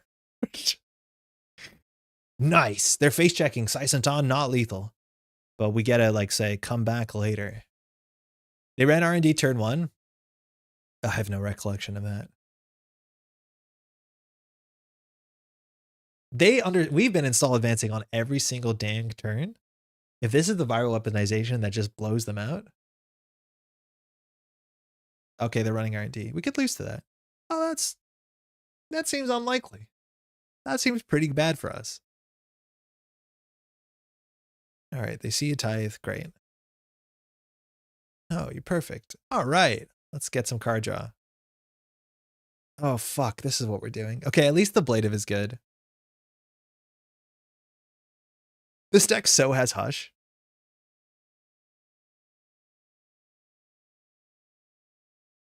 It has Burner too, I think. Or no, it doesn't. I think I play Burner. I don't think Bridgman plays Burner. They're at 6? Yeah, I don't know how it happened, though. We have to draw here, but we know what we're drawing into. There's a lot of parts of Mindscaping I just really don't like. So this is a click for 2 credits, which like, it feels so bad to Mindscaping and then draw. If we should have done anything, we should have drawn first and then Mindscaped, but I can't let that happen. All right, they're on game point. They've done very little in terms of like, you know, just touch things. Swap Thimby? No. Rover doesn't double fire with Sisyphus. Throw it in the bin. Under's the most embarrassed? No, this is fine. This is honestly fine. Okay. Well, when in Rome, start putting things on the table. Notice we're playing on small hand size to bait Ting Fang to try and get a lat draw. And then we'll square out a sick. Oh, that's bad for us. Sick, Blood in the Water. I think we still have a couple in our deck. Revolver's here. All right. I told you it was all about the decoder. So this means this is not the Bridgman list because that's on Boytata, which is more fun. Our opponent is not asking for action. Okay. Fine. The remote server they can get through. The question is, will they? Let's do a little sneaky trick over here. Okay, fantastic. Fantastic. We're not putting 3 outs on remote and doing 2-2. Yeah, we got to keep them busy. We have so many advanceables.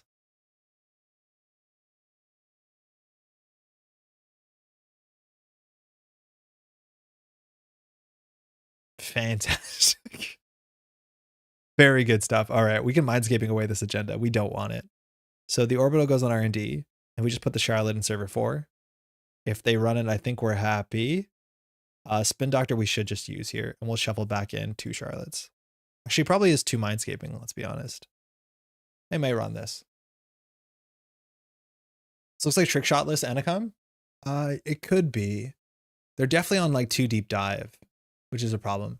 Remember we put Tag Punishment and Ice Upgrade we didn't draw? Yeah, sometimes you don't draw your cards. I think the fact that we binned the Charlotte was pretty bad. Pinhole. I'm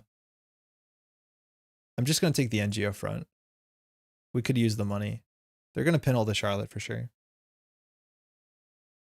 I look away, I think it's looking so much better. Like, honestly, this would be good if our ice was. The problem is our ice isn't, and they have breakers. Oh, they're running their remote server, so they're going for the defensive upgrade. Okay, cool. So it's a Lacosta. They might not trash that. It is kind of expensive. Stone Ship, I guess they're leaving it. They're saying it's a Charlotte. All right, they're still not asking for draw. You definitely should there.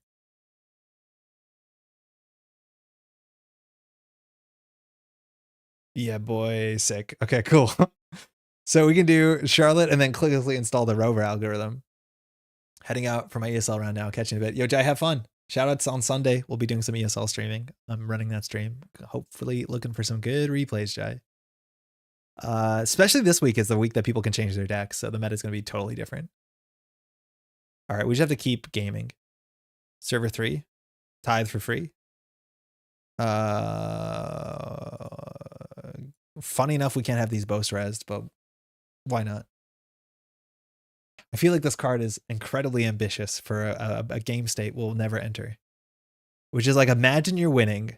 Imagine you can force them to run through the Thimble Rig. All right, this is fine. If they see the Rogue algorithm, Thimble Rig, nice. SMC, they have all their breakers. So the question is, which Charlotte do we pop? I honestly think we res this Charlotte and then just advance this card once more. That being said, HQ is a problem. Oh, the plan was on the remote, goes all the tall. The other was just for Charlotte. Yeah, but we play the hand that we have. Nice.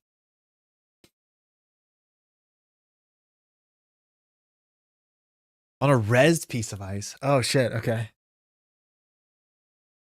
So we can put Rashida in here, put Funatria on R&D, advance the Charlotte. I think that's our play.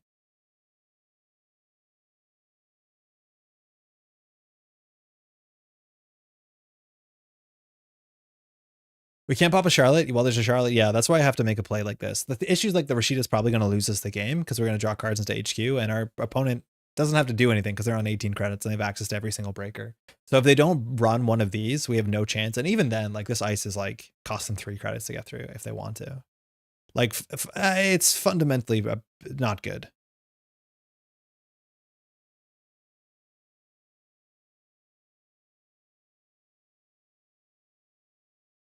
Cool. Phonotria, what are we at? 2 strength, so they still have to pay, and then we just lose the deep dive this turn. That's all they have to do is get to 6 points, and then we lose the deep dive.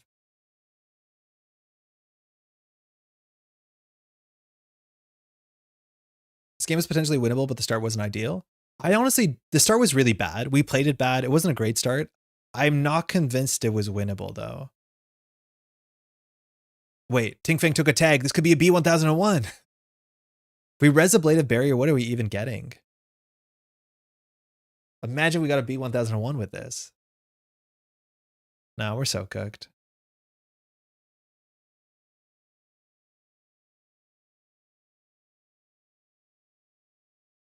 I mean, we could. Yeah, we just died to deep dive here. There's an issue where if you give Shaper 4 points, you just lose the game if you're not doing something proactive.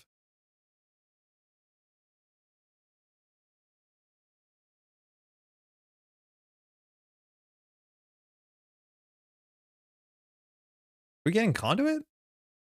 Oh, we just have leftover overclock. Yeah, so Euler, that means they're definitely on deep dive.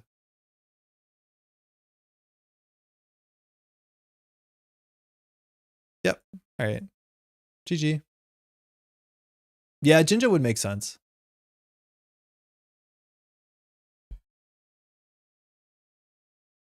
I really don't like deep dive because losing to it is like, you know it's happening and there's nothing you can do about it. Thanks for the game. Yeah, that was not really a game of Netrunner on our side, but we'll try it again. I think the rover algorithm is definitely like super ambitious. I think at a game where that pops off is going to be a game where we're already really winning. Maybe we have to play a bit slower. Obviously, the opening was like so absurdly aggressive in a really comical way that that's not going to line up well for us, but we can try something else. I think debuff got too easy. Yeah. I feel like corporations. So, okay, what I would think is that corporations, if they're not expanding somewhat aggressively into a remote server, they cannot afford to ice up centrals in a way that makes deep dive challenging. Like it's basically the perfect thing. Like, well, you have to skirt the forward tempo in such a strong way that deep dive is not approachable. And if you can't do that, you can't win against deep dive unless you have tricks. Ooh, Alice. Okay. That's fun. We have ice for archives, but I don't like this hand. Thanks, you too. Alice, mind you, 50 card deck. It says when to run to archive. Somebody recently posted a list that is like virus heavy with Augustina. That's meant to be like a pseudo noise deck. It has like Chastushka in it, which I feel like Chastushka just shows up in every Alice deck. So we could like in theory mindscaping here and ice archives with just the Thimble Rig. I think we can get a better hand than this. Like one advanceable card would be good. Okay. Spin Doctor is nice to get for free. They mulligan too. So we have incentives to ice up every central server here. I'm going to ice HQ. I'm going to ice archives. So that means we can do Spin Doctor, Tattoo Bowl on the remote server, which is kind of where we want it. And we can do Thimble Rig on archives, Tithe on HQ is probably the play. Cloud Eater on archives. I don't think it's worth anything because like just about any ice works for Alice. I'd rather have it somewhere we can res it. That's the thing. It was always that easy, but Shaper cards weren't good, so it wasn't worth it. Yeah, maybe. But like imagine you're not an Asa group that has like 6 servers out. Like, of course they can deep dive. It's just ice. Like you have to do something to keep them busy. If you're not doing anything, we're not doing anything. We can score 5 points and they'd still be ahead. All right. This in theory takes too many cards out of our hand. But that's tempo. I think we're going to Thimblerig on the Archives because we want the end the run, and Tithe on HQ might be enough. We could just do Thimblerig on HQ. That's probably better. We need a hard end the run. If there's like a Chastushka or something. I think Corpus need to be aggro with the remote at the cost of Centrals, making them soft to deep dive. It was even worse with TS for sure. Yeah, exactly. That's how I feel about it. Hey, Andrew, how's it going? Still going? Yeah. Like as in tonight or like 801 videos in? Because yes to both. For what it's worth, Alice, we don't care too much. Oh, cool. Nuka. That's good. Alice needs card draw. That's 50 cards and you don't have Hoshiko's text. We can't res all this ice, so we'll see if they're aggressive tonight. Yeah, we got like another hour. Ooh, that's good. Especially because all our ice costs 0 and we have Noma Virus. So they're running last click. We could Spin Doctor here, but I don't think we care that much. If they see this card, it's fine.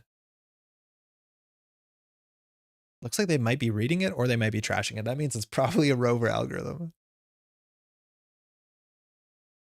All right, they threw out a buffer drive. Okay, so this is going to be like viruses, infinite. This is going to be crew Hosh, right? That's really bad for us.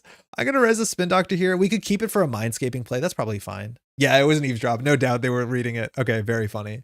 On a piece of ice. So it doesn't have to be resed, but we're going to get the ice crewed immediately. So I guess we will Spin Doctor. That'll attract some pressure. All right, we don't have a play here. We Mindscaping. What is this deck? Do we have too much ice now? Have we not found the ratio? We need to make sure that we don't have the ratio, that we don't lose the Amakua. Unfortunately, with 2 Thimblerigs, it's really hard not to lose the Amakua. So I think we don't fire our ability. We are 1 game in. We're 13 minutes of gameplay in, and I'm already regretting A Teia. Now, clearly I didn't build the best deck, but like, oh man, using your ability to do something sounds really nice. You Eavesdrop the Thimblerig, there's no way they will run it. And then secondarily, they're going to crew it 100%. Actually, some viruses decks aren't on crew, I guess. Like Mulch isn't. There's a Banhar, that's kind of cool. That means they can send a Chastushka. Eavesdrop does work. And they just do Anarch stuff and draw 300 cards.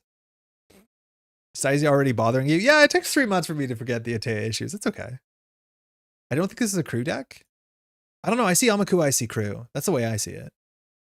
I could be wrong, but like you have 50 cards. You can do whatever you want. Oh, shit. Okay, cool. So oh yeah, right. Of course we're going to draw that. We could have Spin Doctored. I don't want to. All right, keep drawing. F. So we can shuffle that away. So where do you think they're going to Banhar? You think they're going to Banhar and Divide and Conquer? Why are they going to Banhar? Who are they going to Banhar?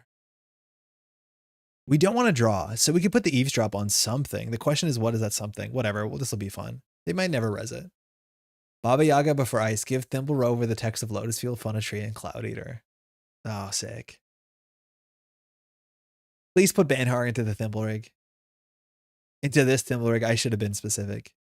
That's fine. We know what's on top. They know we know.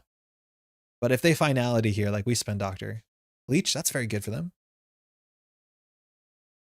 The issue is all our ice is really, like all this ice is 0-1 strength. So like keeping out an Amaku and a Leech is going to be an absolute pain.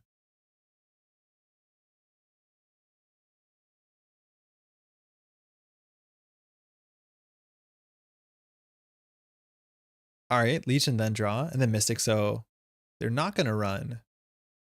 We should Spin Doctor here, but I just don't want to draw that 4-2. It's a pretty low value Spin Doctor, especially with Alice across the table. What are they going to do, Trace 4? I think it's Trace 3. Yeah, it's Trace 3. It's not even that.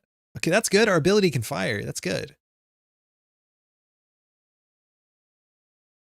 We might actually consider purging 1 counter in the near future. I wish we had a card in our hand that if they ran through this Tattoo Bolo, we could put it in server 1, but we obviously don't. Oh, it's so hard to have the hand A Teia wants you to have. It's just frustratingly difficult to have the hand. We need a conundrum. Carrie, I feel like I'd rather play Wraparound or even Swordsman sooner in this meta. Conundrum is a fun card. I've been blown out by it once, but I feel like there's so many cheaper ways to have that same effect. It is an ice destruction deck. Daria, pay up. But we spent like the last 2 influence on and could have done a Surveyor. I mean, is 1 Surveyor going to move the needle? I don't know. Good night. See you, bud. I'll see you next week. Yeah, this is just... Has anybody played any good video games lately?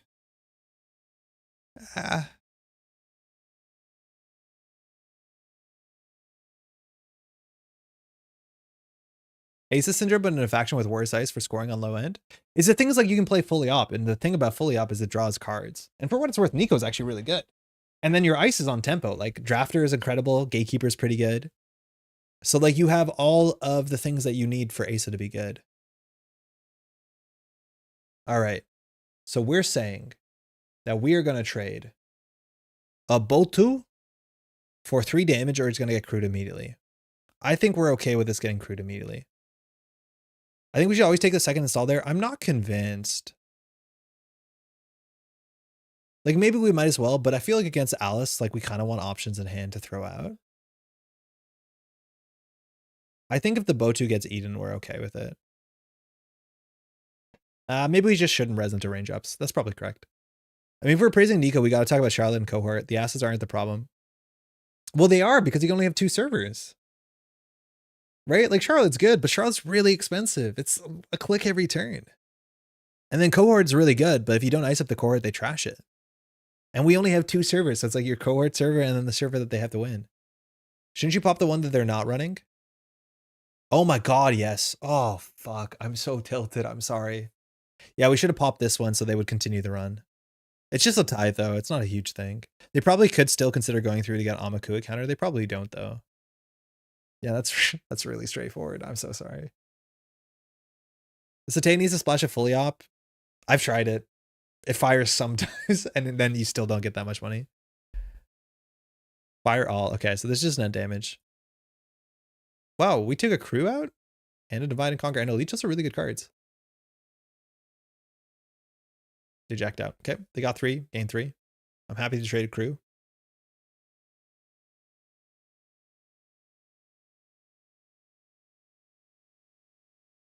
I hate so much of what this has become.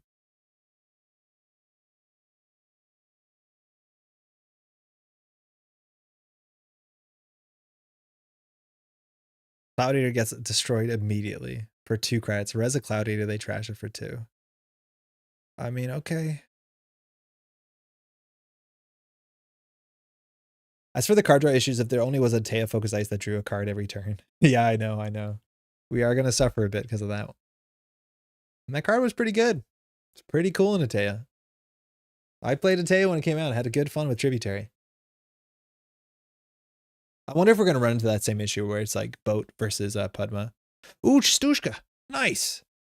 I guess we get rid of Thimblerig and Eavesdrop. Free Tributary? I would not go that far. 1, 2. And an Orbital. Again, we are a tag deck. Don't forget that. Don't forget that. Free the Minga art? Yeah, it's a shame that a Minga art goes down. That's for sure. Thanks for the sacrifice and name and research. Yeah, I don't feel good about this. But yeah, my pleasure. All right. You ready to sacrifice a Thimblerig to the altar of Aquaceres crew? Here it is. 0 strength Thimblerig. They could break it for credit. Wait, what is the order on this? When you encounter, we still get the trace off? Oh, sick. I feel like 15% drop in my A Teia win rate when it was banned. Yeah, I felt it too. Especially if the code gate slot was so cursed. Because people were like on max turbine, and that was like the only good code gate. It was like Thimblerig for 0. They paid 3. All right. They figured us out. We have an open archives though. We have to deal with that sooner than later. Because we can't let Amakua Leech happen. Choose a card in HQ. Oh yeah, sorry, that's on me.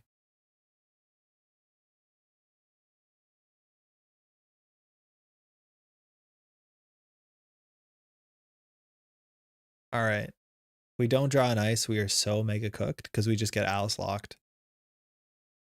Oh, that's good. They think it's a Charlotte. That's really good for us.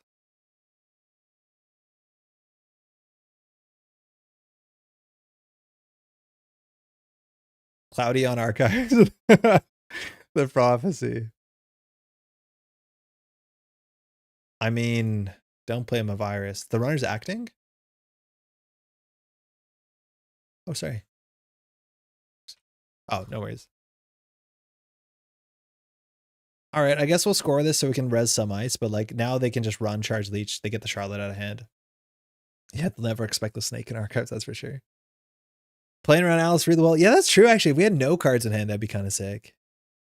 But the issue is like they have Amaku, they have Leech, they have Devil Charm. They go through whatever this is. They should just farm archives here so we can purge. Got into gaming 10 minutes into stream. We fast today. Yeah, it wasn't that bad, Tron. We got in really, really quickly. It's definitely been a day though. Like it's not been one of those good streams where we find fun things along the way. It's been a bit worse for old home team here. Oh, excuse me. That's on me. It's weird when you see the trigger and you don't see a yellow box. That's like what gets me. Like yellow box means I do something. All right, I guess our ice doesn't do anything. We could draw for ice, but if we find an agenda, we lose the game. Like, do we force them to interact with our tithe? Haven't been able to hit you with a high quality jig. We started off with some like pretty brave ideas with Eavesdrop, but it's been bad. How's the ESL going? I don't care. We have no cards in hand. Take that, Asa. Or sorry, Alice. I'm so over Botulus. But you don't think there's going to be Botulus support in Elevation? It's just going to get better. No, 125 cards World Tree deck to be seen. I'm like pretty convinced that multiple people are going to be playing 100+ card World Tree at, what's it called? At ESL this week. Yo, Alice has made our Botulus not have an end the run subroutine. Now that being said, he still Banhard this, but like funny enough, this is just 2 net damage. It's cheaper to not Banhard it. Botulus not being on AI or strength is bonkers. Yeah, it'd be cool if it was an AI. It'd also be cool if it had strength. They had to interface a bit. Yeah, it didn't have any end the run. It's really funny. This Botulus actually didn't matter, let alone this Banhard didn't matter. This Banhard's doing more damage. Yeah.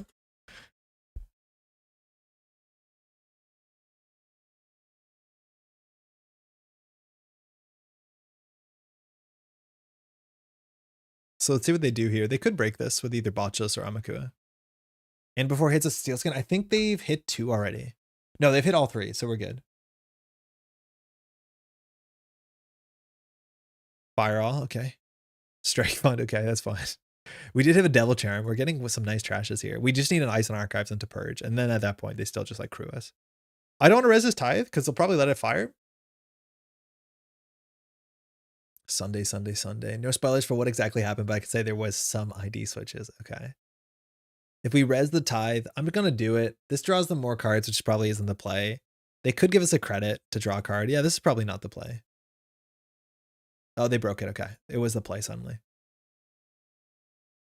This actually could look like an agenda because whatever we have, we just have to jam it because obviously we have a problem. Skin fund. Twinning, but no way to charge it so far. They have enough leech counters to do whatever they want. An Amakua. Draw next click. Okay. Throwing out an Amakua.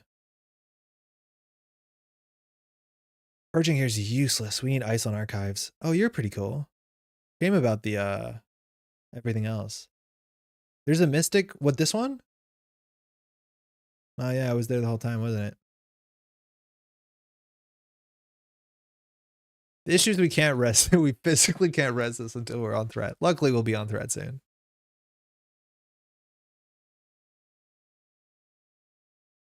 All right. Now, the issue too is we have this remote server. Notice how A Teia is fired every turn and is mattered. We're going to play a different deck after this, I'm pretty sure. That's okay, that's overkill. What cards do you want me to discard with this Maw? What cards? Show me the cards. Ready to redraw that rover? Yeah, I'm feeling okay about it. Oh, that's sick. Yeah, look at A Teia fire all the time. I'm doing this because it's fun. This is going to be a 4-strength rover. Whenever the runner passes. Okay, so it doesn't get a counter right away. It gets a counter eventually. That's really good. That's cool. Think they're running Ashen? I would bet a lot of money on it. 50 card Ashen Atlas. I don't know if we've seen labor rights, but like, why not? Why not? Yeah, they have an Ashen. They have an Ashen. They have an Ashen. So they have 2 more labor rights. So like, we're going to do this all again in a second. Look, Ma, no hand. That's very good, MJ. This is no Banhar, so we might as well make them spend credits. They're going to see 3 cards, which is an issue because most of their agendas are in R&D. But even the Rashida might be bad for us, honestly.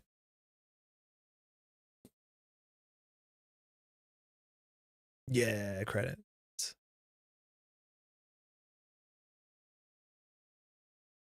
Really wish I had planogram at this point. I mean, whoa, no agendas. So that means Rashida is safe relatively. I think we don't register Rashida here and we just go for a purge though and see what they do. The issue is like, okay, never mind. With crew, this seems like a moot point. Yeah, whatever. Got to do something. Okay, so now we need to double ice every central server to keep Amakua leech out. Again, play my virus or something. I'm not sure what I'm meant to learn from this. So Phonotry on R&D is pretty reasonable. They know it's coming. Ashen's fine. Labor rates is a problem. Yeah, I agree. I think if you couldn't recur your Ashen, you'd actually have to be a bit tricky about it. And then you can't like just ban her whatever you want. So we can do Rashid on the remote server, Phonotria on R&D. We have cards for Maw. We could start with the Mindscaping to set up the top of the deck. We could also just purge here and then like force them to use a crew or go through the tithe. I think they would just go through the tithe though. Let alone Elko. We have 0 cost ice. Never mind. We probably shouldn't do that. What do you do there? Run with Katurga? Yeah, I think you do run Katurga, which means you actually can lock them out. Buffer Drive also makes sense. And I think they're on Buffer Drive was the first card they threw out.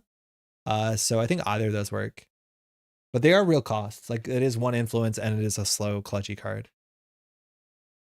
I don't think kludgy means what I think it means in that sentence. Yeah, whatever. No, stop.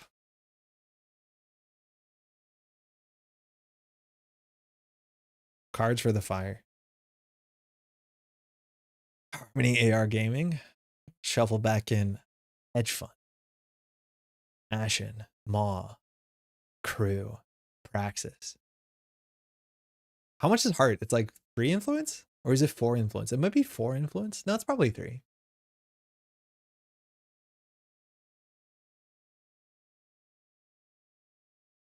Yeah, 3. That tracks. They know we didn't draw an agenda, so like they don't actually have to interact. They know it's Rashida. They didn't trash the Rashida. They could have. I guess they want the Amakua counter, but I feel like they have a lot. I think here we actually might just purge and see what happens. Of course, the Thimble Rig on HQ is like not great for us, but how they use this Devil Charm is going to be the most important thing here. And like they're going to consider Ashening at some point. I'm not sure what the Labor Rights loop is going to look like, but I'm okay here just purging. The issue is like we have to res the Ablative.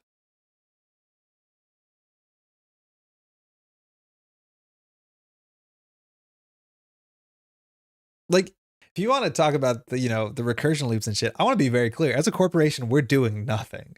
Like, as soon as you start doing something that your opponent has to interact with, like, it forces their hand. We're not forcing a hand. There's no dance we're leading. So if anything they look seems like hyper busted, it's because they're playing against, like, they're playing tennis against the brick wall. Like, you can just serve it as hard as you want. I guess I'm going to purge here. I don't think it's worth much. That's fine. Didn't we know all this before the stream? Oh boy. It's called racquetball. Oh yeah, right. They made a whole sport about that. I played almost exclusively Anarch on JNF for like 15 games and I'm just over how little ice matters. Ice does matter. The thing is like ice only matters if you're playing against ice that matters for the meta. Like the wraparounds, the magnets, they're on 2 buffer drives. He's on 2 buffer drives. Like the ice can really matter in some instances. Our ice was just put together because it seemed cool. The brick wall is actively breaking itself apart. Well, you hit the ball hard enough. Get rid of yellow square. Good idea.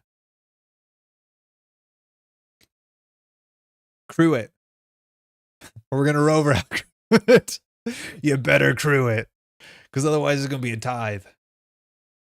Fire all 1 net damage. Hit a mystic. Okay. We're going to get mod here for sure. Playing 3 Thimble Rig into Namakua meta is definitely a choice you can make. Fine. But this is also pretty bad too, but at least if they run this, they don't get leech counters, but that's still a liability. Mindscaping, mod the Phonotria. That was the best hit for them, I think. Again, we have to score points in a remote server. Remember? We have to score points. We have to score points in a remote server. F it. Gas. Adrian Seiss would do something here. Unfortunately, that guy's not around. They didn't have credits for a bit. Now they're on 10. I don't know. With all this money, Bass looks good. I mean, with all this money, just play Biotic Labor, right?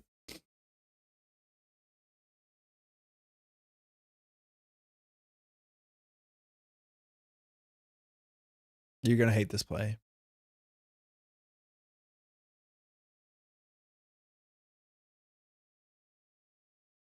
This play gets us to the end of the game at some point.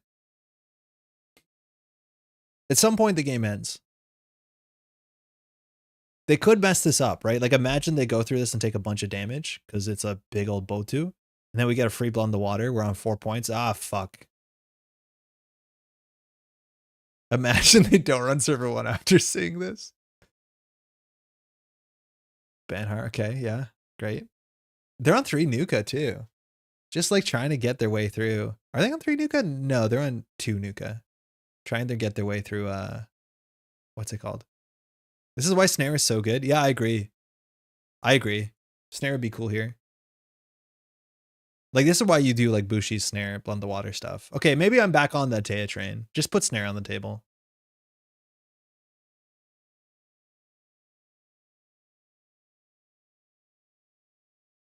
But now they're on their last buffer drive, so they really have to manage their recursion. He's on his last buffer drive, so you gotta be careful here. Ah, shit. Oh, looks like they found game point. What is our tag punishment? These mindscapings. And I think we had to be 1001 for a minute. I don't remember where it went. I think we lost it a while ago. All right, Botu. You think they're going to double charm this? Oh, no. They're just going to take 2 net damage. Yeah, okay. Oh, Orbital? Yeah, Orbital too. Orbital is technically a tag punishment. Look at this thing. It's 7 strength. We've done it. We have never seen a Boto be 7 strength. Oh, man. The Blood in the Water and the Snare into our hand. They also now can maul off the Lacosta too, which is not great for us.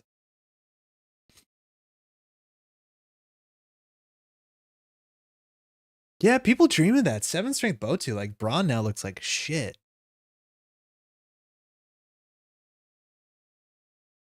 I have is called Thunderbolt. Yeah, but Thunderbolt. Threat 4. Like, how long are you on Threat 4 and Thunderbolt? You've already lost. Don't mind me putting Rover Algo on an Archer. On a rezzed Archer, mind you. Holy crap. They are stunting on us. They know they can do this. Is this card good? No, but it maximizes accesses. This also fires, mind you, Alice. Maw has fired. If we res as a Blade of Barrier, we can get a Rashida on the table. I mean, when in Rome. A card on the table. We've got an agenda, we can install it because a Blade of doesn't want you to do that. Nobody expects this play. I guess we do a Charlotte? No, we don't need money. We just need card draw. We can get Cloudier. We can pay for a Cloudier. They have Devil Charm. They trash it for 2 credits. Ice doesn't do anything. All right, all the Thunderbolt fans are coming out in chat for the first time in 2 years. It's not likely we lose to this, but I'd be fine if it happened. Luckily, we play Rover Algorithm. Nice. I mean, not even close, right? And that was even before they went through their deck for the second time. All right. Back to the drawing board. Now, almost at him. Almost at him. Now we take the gloves off. Now we're not messing around, okay? We are not messing around anymore. We are going to have a deck that is going to flatline somebody, and there's no way around it. What do we play? Viral Weaponization 3 of. Bacterial Programming. We're playing the good cards. Blend the Water, all of them. Now we have to play one more agenda. Honestly, don't know. I would consider Longevity Serum. Fine. Snare and Urtica. I'm not going to do Urtica. Oh, they run their cards. They run our cards. Let's do Urtica. Yeah, F it. Snare, 3. Charlotte. 3. We're always going to have things to install. Urtica, 2. I don't care anymore. 2 Urticas, Snare, Charlotte, NGO front, F it, Spin Doctor. We won't have problems. Oh, Fuji. Fuji's probably better than Longevity. Clearinghouse, I'm not going to get that carried away. We have to do tempo things. So Blood in the Water, Fuji, we're at 23 agenda points, so we can cut a Fuji. Punitive, never. So we probably cut a Longevity. No, this is probably fine, honestly. One mitosis, it works once. Like, not even. People say Daniela, but do you know what I don't get? And I saw this in startup too. Like, people are like, Daniela is so good in startup PE. But she gives your opponent choices. Do you know what's better than Daniela? Just play Hokusai. This is how I die all the time to Diogen. Just play Hokusai. You don't give your opponent a damn choice. Why do you want to give your opponent a choice? Now, Danielle is harder to trash, but like, it's just Hokusai. It works on any run all the time, and it's 4 to trash. Why did people stop playing Hokusai? It is good. It is just better Daniela. It actually trashes the cards too. The choice is to score on next turn. You have 2 flatlines? Yeah, really bad ones too. Embarrassingly bad. The choice is to score on next turn. That seems pretty good to me. Hokusai solves the sting issue. Well, it just kind of kicks it down the road a bit. Oh, we're on 17 assets already. I do not like this deck. Can't Lacosta and Hokusai? Yeah, no, I know. I think we are a Lacosta deck. Oh, this is not a good deck anymore. So let's do Anemone, 3x, Tattoo Bola. We'll play 2 Botos. We need ice that does damage. What can we afford to res? Vampire Nasa, maybe. Saisentan, okay. I'll res 1 Anansi once ever. Maganga? No, I'm not Grinder. I want to play the game. You want to res Maganga to sometimes do 2 net damage or do 1 net damage for an install and a click? Like, it's called Tithe. It's better. Data Loop? Now they're going to know our yeah, maybe actually. Yeah, we probably play Data Loop. We probably do just play Hokusai instead of Lacosta. Like, we just do install advance and say, I don't care. X Angelique. I mean, tempo. Ooh, 2x Angelique? 2x Angelique? How bad is this deck? Oh, we have too many agendas. I honestly think we cut out Longevity because I don't want to play it. What are we missing? Besides, like, a win condition. This is the most mask off deck. This is what happens when you get bullied. You're just online getting bullied all night, and then you put the 3x snare deck. 1 Punitive. I'm not playing Punitive. I don't believe we're going to have money. We're not going to have money. There's no world where we're going to have money. Mavirus, yeah, we play a Mavirus, and we probably play money. Okay. Yeah, Mavirus does stack with Hokusai, but then you have to res them. I don't think we're playing Hokusai. I think we're playing Lacosta.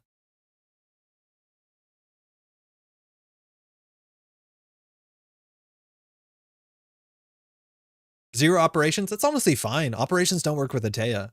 And like, I'm not being a shithead, like for real. What's the worst card you can draw on A Teia? Operations. Is hedge fund your NGO your hedge fund? Yeah, kind of. Kind of is. Bring him home? Oh. Honestly, probably. And I'm gonna not like myself for that. Like, do we do this? Hangeki? I don't know if we care about negative points. Our agenda suite doesn't interact with negative points that well. If they steal 2 Fujis, it kind of does. But what are we gonna tell them to touch? An Urtica? Yeah, Hangeki's tricky. So how much ice do we have? We have 13 ice. That's probably fine. We have 17 assets. We can cut 1 card.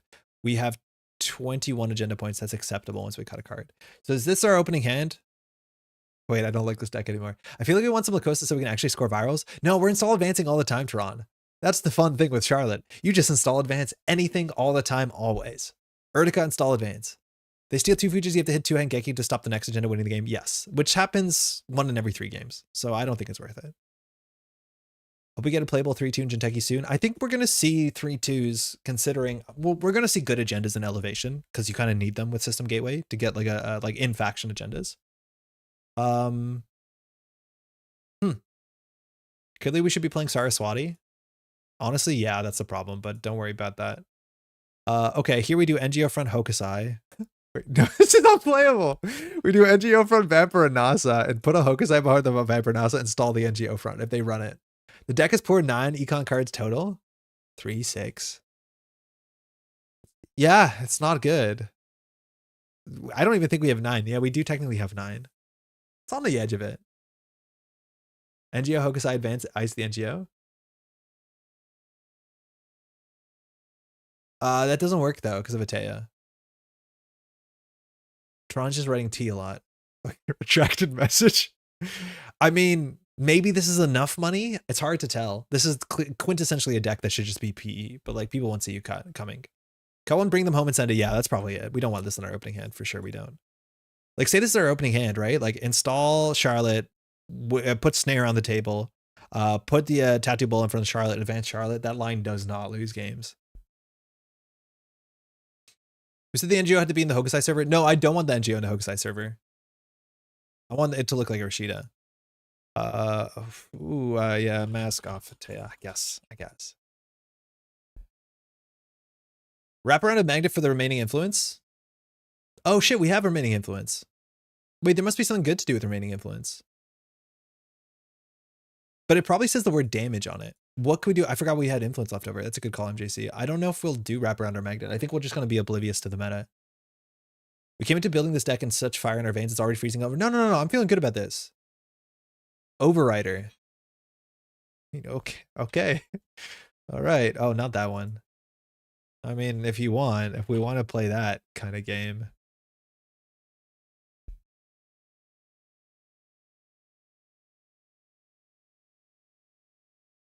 Okay, let's be reasonable. One bad day. Honestly, I don't know if we do this. Are they ever going to run it? Hey, Jai, that was a fast game. I guess that's how Eternal works. There's no way. I think maybe we should have one econ card or something here. Truly how I build corpse these days because I'm tired of Shaper and Mulch. Yeah. F it. Let's do it. For the Vine or whatever. If they don't run it on a single advance, why would they ever run it? That's the problem I have. Is like Urtica is a small commitment, but if we ever don't advance it, why are they going to run it? Like if we triple advance the Cerebral, they're never going to run it. Export JNet. I have pain here. I think my contact lenses are old. That's probably it. I don't think it has anything to do with A Teia. You need to pretend it's a clearinghouse. Honestly, we probably should run a clearinghouse, but I think it's 3 influence.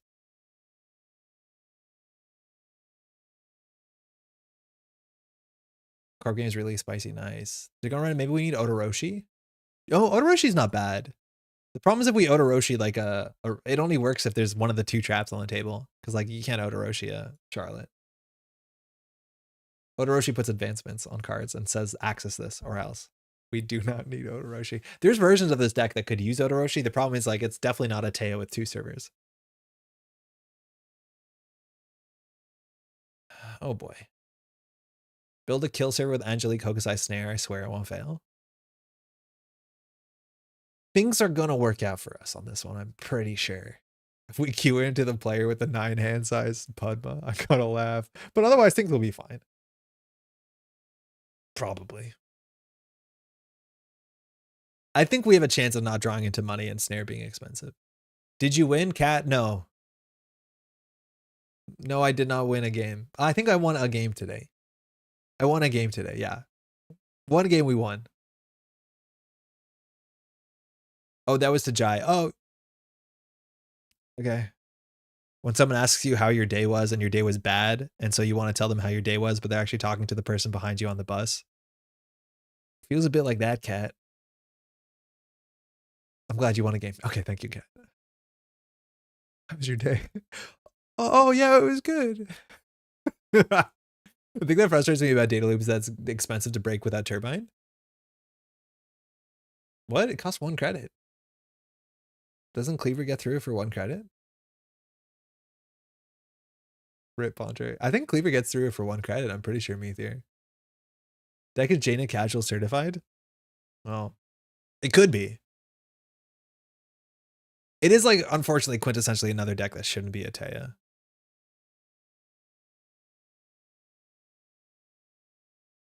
No, but it doesn't make sense. The data loop is that it's expensive to break without turbine. Without turbine, don't you break it? Wait, is it 4 strength or 3 strength? I thought it was 3 strength. Apparently it's not, right? You don't have to yell at me in caps. That's rude. Oh, I thought it was 3 strength. Okay. Yeah, you break it for 3 credits. They res it for 7. That's fine. Yeah, that's cheap. They res for 7, you break for 3? You're complaining about that? I'm not even using caps. I really hope Rising Tide isn't a replacement for Cleaver. I'm pretty sure it is. I got a message today from somebody from Bagel on Twitch chat being like, hey, you said this about, you know, Cleaver being banned or whatever. Like, you know, people, what's going on? What do you know? And then I tried to write a response to be like, hey, I want to be very clear. Like, I don't know anything. This is just off of what I've seen from marketing images. I know I have a bunch of friends who are volunteers at Null Signal Games and do playtesting, but like we keep them separate. Very specifically, there is like a chat on the team that I'm on, the testing team, and they have a playtesting server, and I don't go in there on purpose. I guess I could, but I try not to, because otherwise, what's the point of having a hot take? And then I tried to respond to that message back, and Twitch is like, you need to put in your phone number to send this message. And I'm like, what is going on here? I'm logged into my account. Why do I have to verify a phone number to send a chat message? And so I just panicked and left. Anyways, Bagel, if you find this clip, that's the answer.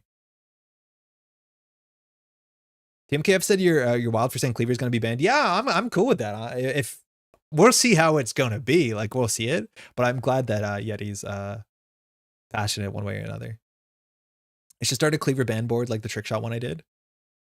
Yes, but then you can't give it to Ian.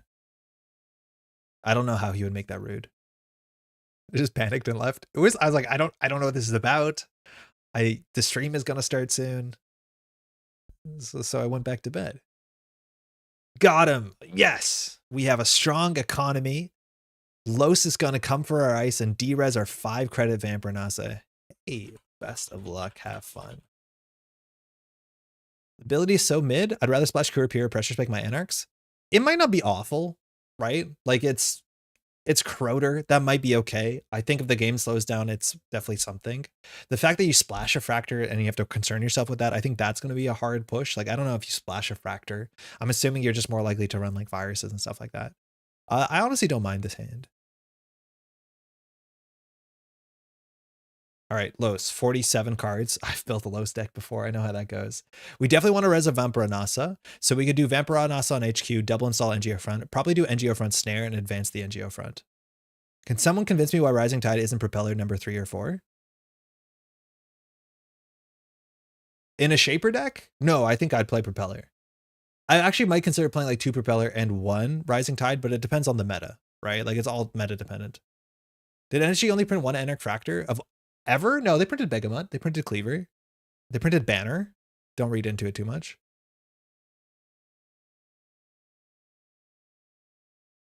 I mean, when in Rome. Just wrote Shinkler, Jai? What's Shinkler? Doesn't Anarch currently have no other breaker besides Cleaver post on? No, they have Begamut. Yeah, they have Banner. There must have been a Fractor in Ashes, I'm assuming. Sick. They have diffused the board. I feel like I'd rather have the snare in hand. They gain 2, we gain 2, even.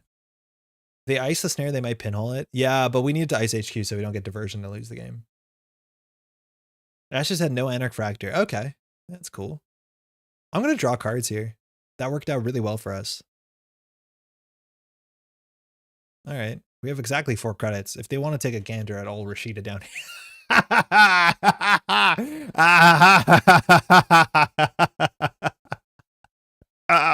It hurts. It hurts both of us so bad. Got him. So sorry.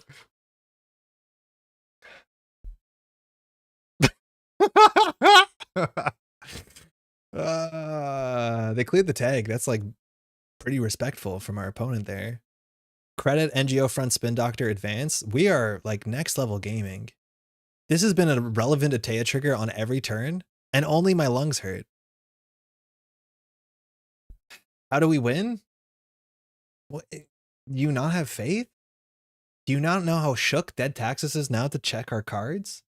This could be NGO front into snare again. They know how. Don't de-res that. Come on. Don't be like that. Now I can't re-res Saucy because you get 17 credits. Wait a second. If they access, we win 1 out of 3 times. We win 1 out of 3 times. Enjoy the snare. Oh my god, Meteor. What do you mean, how do we win? It was there the whole time. I told you, we just had to believe in ourselves. We won't res the Vampire Asa. Oh, that was interesting. The runner had no respect. You want to have respect around NGO front into second snare? Both already being singletons? The chance of that aligning is very low. Like, no respect, but also, like, I guess they died at Fuji. There's, like, some risks there. But, yeah, we got there. Yeah, me neither. I top decked that. Cody, how's it going? Ow, my heart. You could play Rube Gold Machine, or we could play it one little snare. Look at our archives. Our archives is like peak Balacho. Thank you. You too. Yeah, that's definitely a game of Netrunner. And A Teia mattered every single turn. Like, you don't get that click compression with PE. All right, tonight was actually worth something. I'm glad we came out. We should call it a night and quit while we're ahead. It's 11:20. I guess one more game.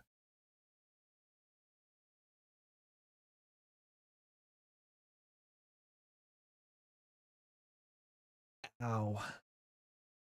Snare just wins games. It's been there for a while. That's a card that I'm not sure if we're like. I think it's guaranteed we're going to see a card like Snare. To see how No Signal Games is going to tweak Snare, that I'm so excited for. Andre Balachros? I have Balatrode. I don't actively Balatro. Sable. Hey, hey. Thanks, you too. Oh, yeah. I spell 2 correctly usually. This is embarrassing. I would totally watch you stream Balatro on your second channel. Maybe I should. I'll be honest. I'm like not great at it. And I haven't played since it came out on PC, so it's been a minute. I don't like this hand. Slay the Spire. I want to stream. So I've been talking about this game and it's been getting no traction online. But Beneath Oresa was one of like a really cool Slay the Spire. Like, don't look at the reviews. The reviews are silly. Don't look at those reviews on Steam. But then I realized this came out from a studio in Montreal with like 10 people.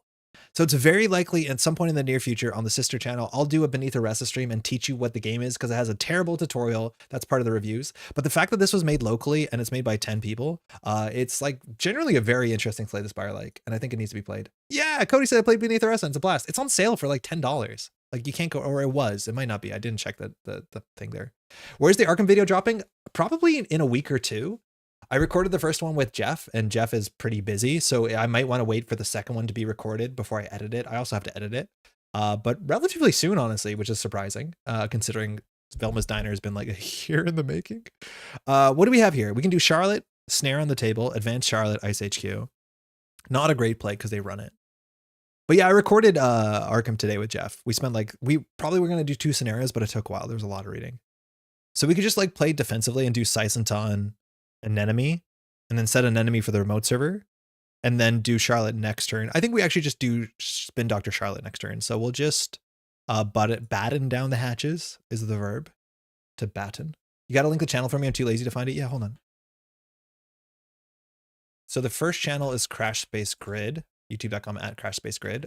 We'll definitely do more stuff on this as soon as maybe tomorrow. Because it's just fun. It's easy to turn on. Like this table, it lights up. I fixed the camera. And then the other one is at Velma's Diner. Very sorry to my opponent. We'll be there in a second. That's this. You can find both of them in the YouTube description, but if you want to follow those, things will happen there. JNet. All right. Mark is Archives. They didn't make a run. They just played Sure Gambles. Sick. Okay, I think we do Charlotte Spin Doctor. And then just draw for a better piece of ice. A Tattoo Below would be kind of sick. I mean, it also could be worse, I guess. Weak to Pinnle. That's it. My new favorite channel. I subbed. It was at 69. I've ruined it. No, that's good. That's fine. That's fine. Forgive me. You can unsub and resub at some point. We'll figure it out. Carpe Diem on Marchives. Okay. Clicklist 3. Fine. Hedge fund and a credit. Feels good. Feels very good. Daily casts. Prue is not running.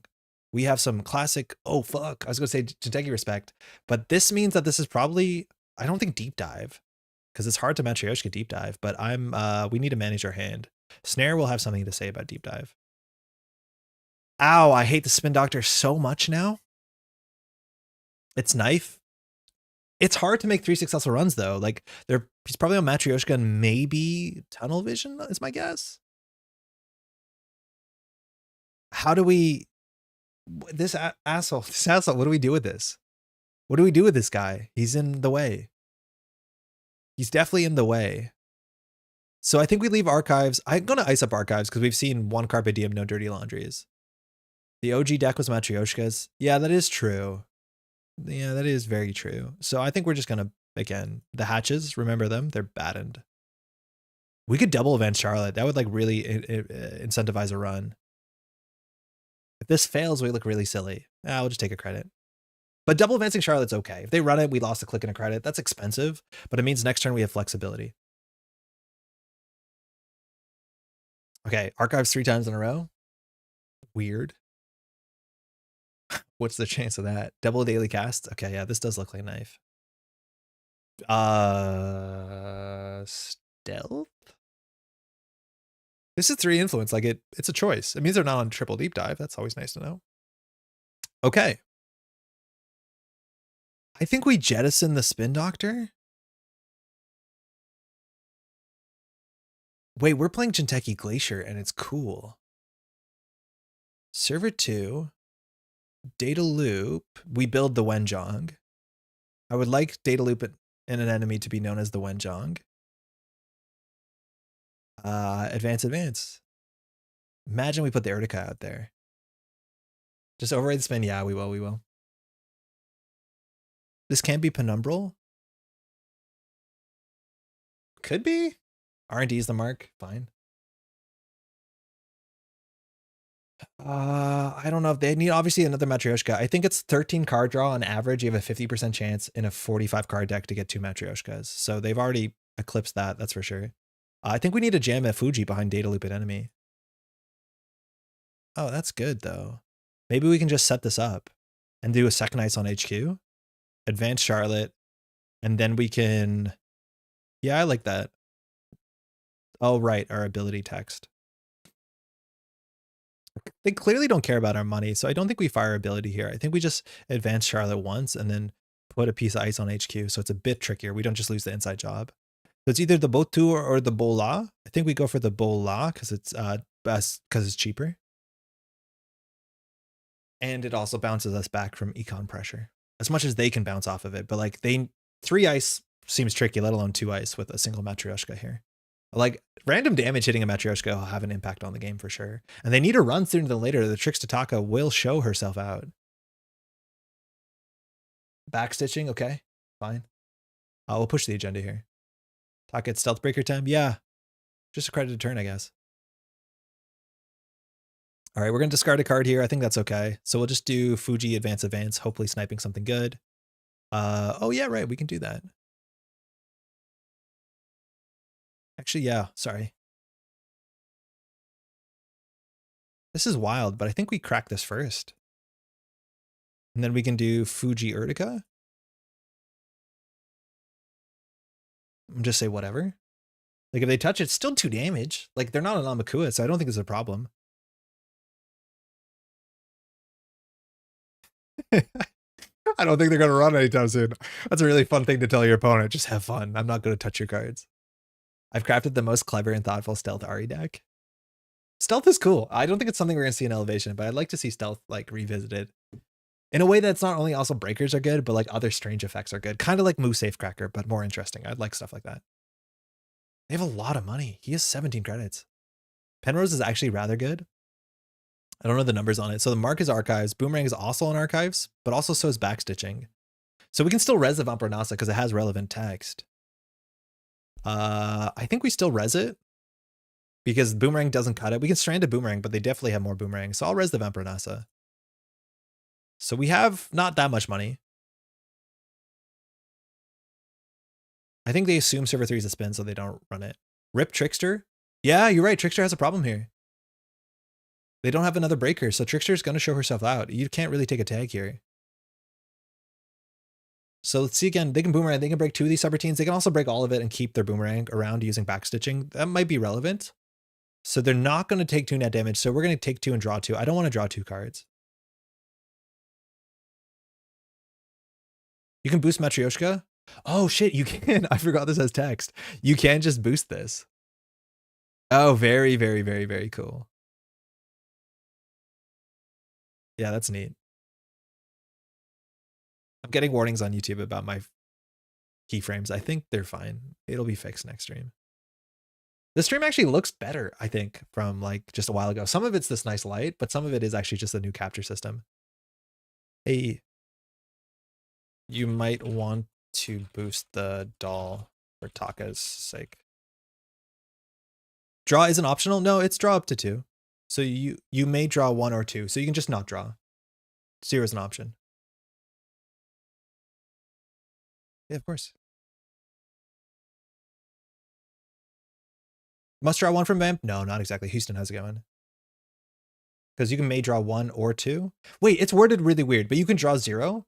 It should be you can draw up to 2 cards, but you may draw 1 or 2 cards. It's not you may draw 1 or 2. It's you may draw 1 and or 2 and or not. It's weird because you can read it in many different ways, but it is technically reasonable. All right, I think we just score at the Fuji and do some damage. We hit a labor rights and a diversion. We don't have a lot of money, honestly, so I don't feel great about this. We need the NGO front to survive. Bring them home.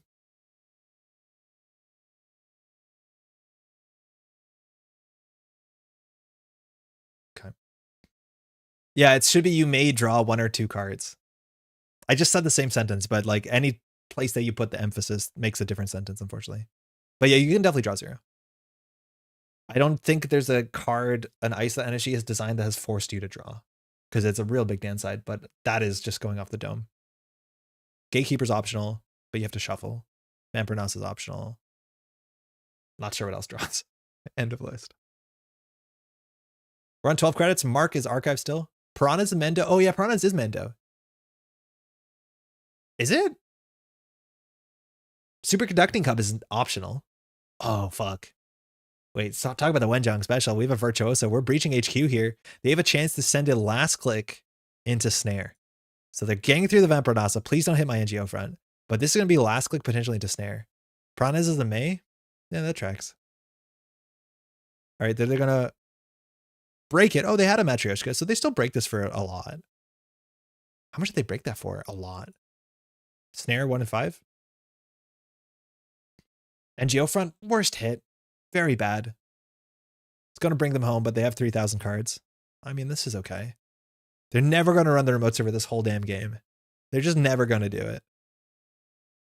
In theory, we should install the Spin Doctor on top of the Urtica, but like I have to commit this to this bit.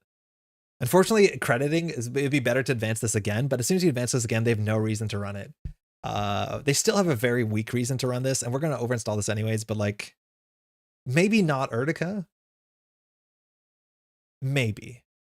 There's several cards that force you to draw that are generally tied to recursion, like Expanding Descent. Oh, but subroutines, no, yeah. So things that you can do. Double backstitching, I don't know if they're on Deep Dive. They might be on 1. Info Bounty, straight to the diversion. Okay. So this is fine. They can break 3 ice. We'll start with the Tattoo Bola. See what happens here. I'll probably swap for the Botu, I think. Data Loop's not bad, though. They could just bounce here, but it's a diversion, right? But as soon as you get through a Tattoo Bola, the diversion hits a bit different. Now, what is this is whenever you encounter a piece of ice during a run, you may trash this resource to bypass, and this is also when the runner encounters, so Data Loop is probably not good on Sentinels.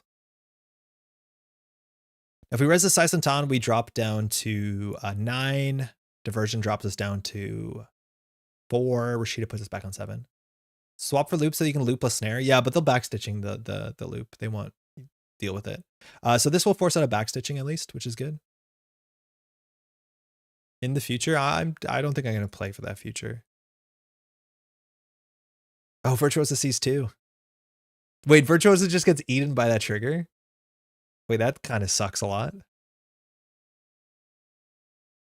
This Urtica's... Oh, that's bad.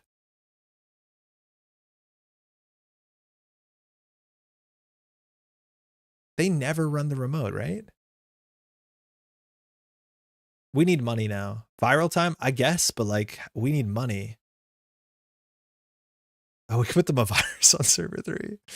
I think we just do the spin doctor and trash it. Now they know we're on traps if they're paying attention.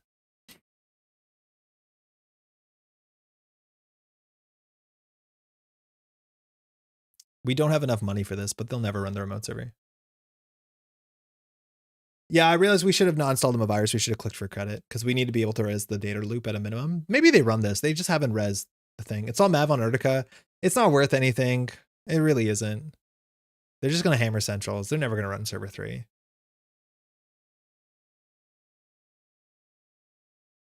What's the over under hitting a deep dive from hand? Carpe Diem on archives. Okay. Equal snare chance as anything else. They have Chesva, Trickster, Taka. So it's 2 to boost and then up to like 4 to break. So they break this for 2 real credits they want. They're breaking all of it. Nice. They get to see the Urtica. It's always good fun. So it's just as easily that this is bad for them as it is good. Info bounty, click list, twinning. Going to see more cards from HQ. Oh, that's a cool interaction. Oh yeah, right. Okay. It's a real breach. Bring them home. Tattoo Bola. And they did trash a card. So we can get rid of 3 cards for a single click. Seems kind of good. This will get them cards out of hand. I don't think we want to res this on the basis that, oh shit, this is a deep dive turn, right? So I think we res the enemy just to get the deep dive out of hand. Yeah. Penumbral Toolkit and Info Bounty. Yeah. Ava, how's it going? Yeah, because it's a deep dive, we'll fire this. Otherwise, we want to keep the money to score this out. I know we can get rid of an entire hand for 3 clicks. Like, it's making our viral worse, but this just seems more important that we hit the thing. If it's a knife, we're fine. Just sit on the viral until they class act for extra value. I think this is the second class act, though, so it's unlikely. Yeah. Yeah, Penumbral works. It doesn't work with Virtuoso, I don't think. Yeah, successful run, so it doesn't work, but don't know if they're on real. Oh, fuck. They could have ran our Urtica. Doesn't seem like a deep dive deck. We're going to res this to put money back in the deck. Okay. Unfortunately, we're going to discard a bunch of cards here. So we probably don't discard cards. I think our best economy here is NGO front and then probably a spin doctor for flexibility. Okay. So if we squad this viral weaponization, we discard 2 cards. So it might be okay just to do like a punitive bring them home. A Rashida and remote server click for a credit. This is now a liability. We could swap a Tattoo Bola here, but we have no ice in our hand. But we could do Rashida, credit, bring them home. We should save this for value. Yeah, we probably should. I don't want to score it out. Actually, we could just score it out. They lose 4 cards. They only have 13 cards left. If we don't res it, they don't run it, right? We do 8. We just win because of G word grinder. Yeah, whatever. We'll grind it our own way. Let's put this in there. Why not? Puts us on 4-2. So Virtuoso and Boomerang, shuffle 1 random card from grip the stack now. So Virtuoso and Boomerang go to the bottom of the deck. They have 2 cards in hand. This kind of works because we have an enemy into Angelique into Hokusai, which we can interact with only one of those cards. Technically, Hokusai into Angelique we can deal with. That's 3 damage. That's a nice surprise. I wonder if they run this Rashida. Like, I don't care. We have a second Rashida. We'll learn something about our opponent. And if you're wondering why we don't like bring them home first, it is terminal, so it ends your turn. It also doesn't remove itself from the game. Wait, what? You can recur, bring them home over and over again? Now, it doesn't like get cards out of the game, so it's not grinder. It gets them out of the deck. Or out of the hand, excuse me. But you can just recur this. I can't believe they're running through a Vampire Asa and it doesn't feel terrible for them. Just a correction, you don't use threat, so they went to top. Oh, it's top. I thought it was bottom. I know I didn't use threat because of money, but I thought it was bottom of the deck. Oh, it's top of the stack. In what order? Random. Whatever. Those are bad draws for him. Hit snare, I guess. Virtuoso. Where did you find him a virus? Oh, in archives. Okay. I mean, there's a lot of value going on here. We might have a blood in the water that we have to trash our Rashida for. Wait a second. We have to trash our Rashida for a blood in the water? Wait, that's perfect. Clear the tag, my friend. Please clear the tag. Be a pal. Clear the tag. You got a twinning. Thank you. We win in 2 turns. This is definitely a hand. Do you remote advance, go down to no credits? Or 1 credit? We would be better in P at this point. Now we don't win next turn. We actually can't even defend this, but like this has been on the table for a while. Better to put Virtuos on top than shuffling bottom? Yes, 100%. The boomerang is concerning, but like they need to win now. We can't win next turn. We'd have to get 3 credits somehow, which we can't really do. There's one more Blood in the Water in the deck, I think. I really like the Blood in the Waters. Kind of fun.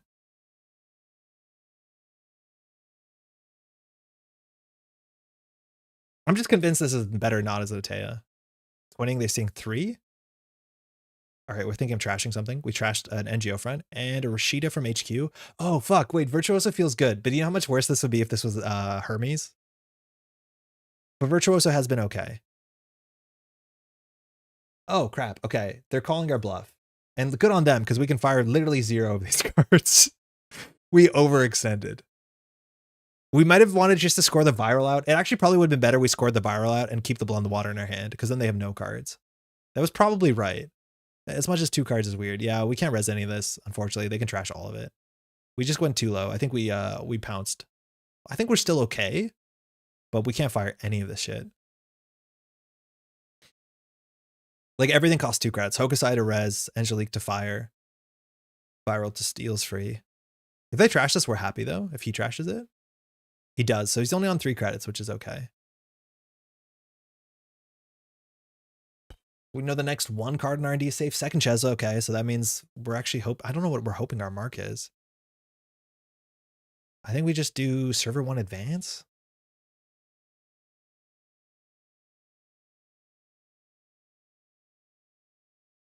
Credit? Well, our end game is going to require him to make a mistake, I think.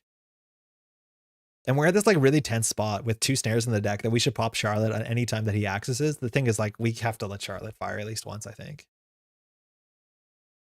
What if you put the tattoo somewhere to bounce back to 4? I think we can, but it's up to him to bounce it, and any place we install it costs us some money. So this is an HQ run, so he's likely to steal the Fuji because he's going to see 2 cards here. Actually 3 cards if he uses the Class Act. But yeah, we have to trash one of our ice to install the tattoo, and then we can't even res it. If we're 2 Charlotte and free install tattoo, I don't think we want to build a remote server. We want this tattoo for something. So this is broken for free with Chezva. As for the stream's been really all over the place, I'll be honest. We've been playing some absolute garbage. We're having a bit of fun here, playing some damage. How are you doing? All right, using the Taka, so it's sated. You don't want to steal an agenda, go up to too many points. So now Virtuoso fires, Twinning fires. We actually probably lose R&D here.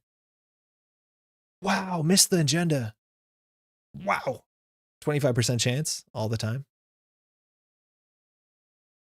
Third Chezva. All right, I guess centrals don't matter. The soundtrack for my drive. Enjoy your drive. Don't watch though. Blood in the Water. A couple too many cards in hand for that. Watching at 4 a.m. while I'm going out today and tomorrow 9 a.m. districts is maybe not responsible. Yeah, you probably should get some sleep. It's the most important thing to do. Get reps in with your deck or get sleep. It's like very rare that the reps are correct. How's it going? Caught 2 streams in a month. Yo, Tyler. It's going well. Well, tonight's been weird, but it's going okay.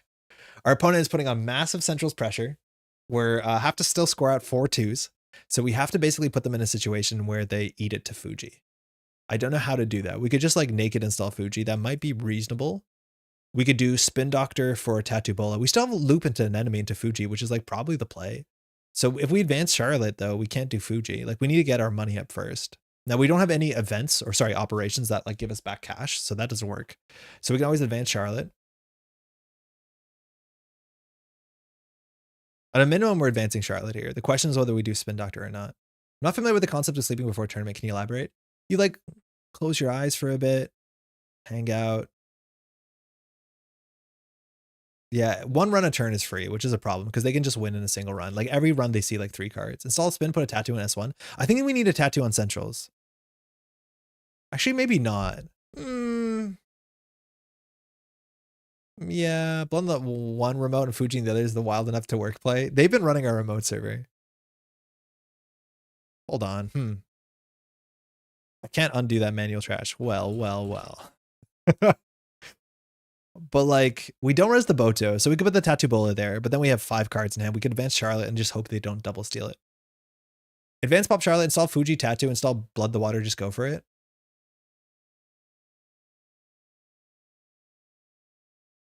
I'll go for it for you, Cror. Yeah, maybe. Wait, but we have to figure out the economy of the issue.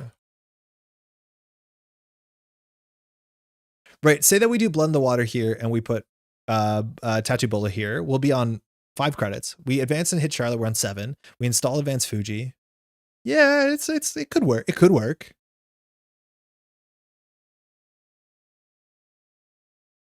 Oh wait, but then we can't Fuji outside? Okay, now it's way too ugly. Yeah, because we can't score the Fuji. You're right.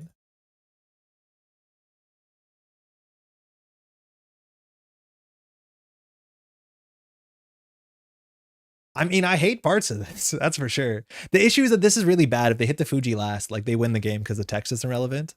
So we need them to beef it. Ideally, Central Snare. Central Snare would be the best case scenario. Archives of the mark, so they're going to access HQ. They always run their mark. They never don't run their mark. It's ugly because they're quite poor. Oh, they play a 6-credit econ card. We let them steal Fuji because we score Blood in the Water. Well, we can't not let them steal it. The issue is like what happens next turn. We double advance Fuji. And then it's like, I guess the Spin Doctor might survive here, but with Chesva, I don't think it does. Blood in the Water is a sure well-designed card, says the commentator. It's really exciting. It's quite cool. Oh, wow. Yeah, all right. They save all your Chesvas. That's fine. They're bypassing. Yeah, we'll purge. So now they breach HQ. They didn't use their Chesva, so it looks like they want to use it on R&D with like twinning, I guess. Wait, the worst line is they interact with none of our shit. Like this puts them on 3 cards in hand. If they exactly run Fuji here, we're cooking. If they run none of this, this is not good for us. This is the bad answer. Wait, this is really quite bad for us. Well, we always res this, right? They can't use Chesva on this.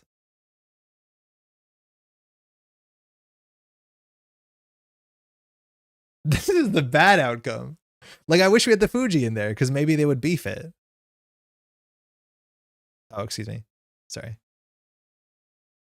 Fire all? Okay. This allows you to ice the Fuji. This is weird. We got a good old 5-2 in the remote server.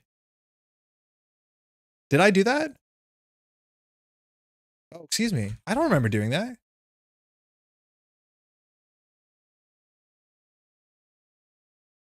Oh, wait, you said fire all. Yeah, okay, cool.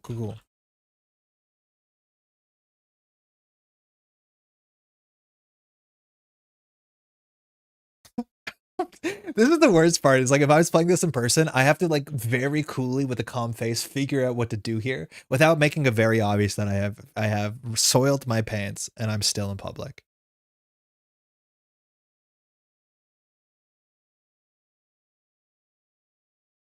So we can always save the Fuji by putting the Spin Doctor on top of it.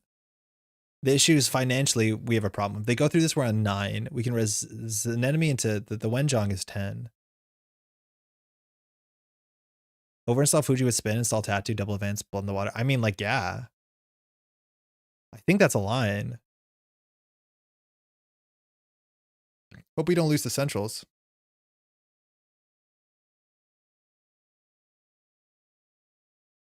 This is exactly enough money. If they ran the Fuji last click, we win. They didn't.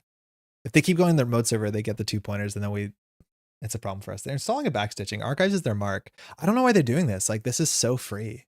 Like, they didn't get a twinning charge last turn because they used their backstitching instead of their Chesvas.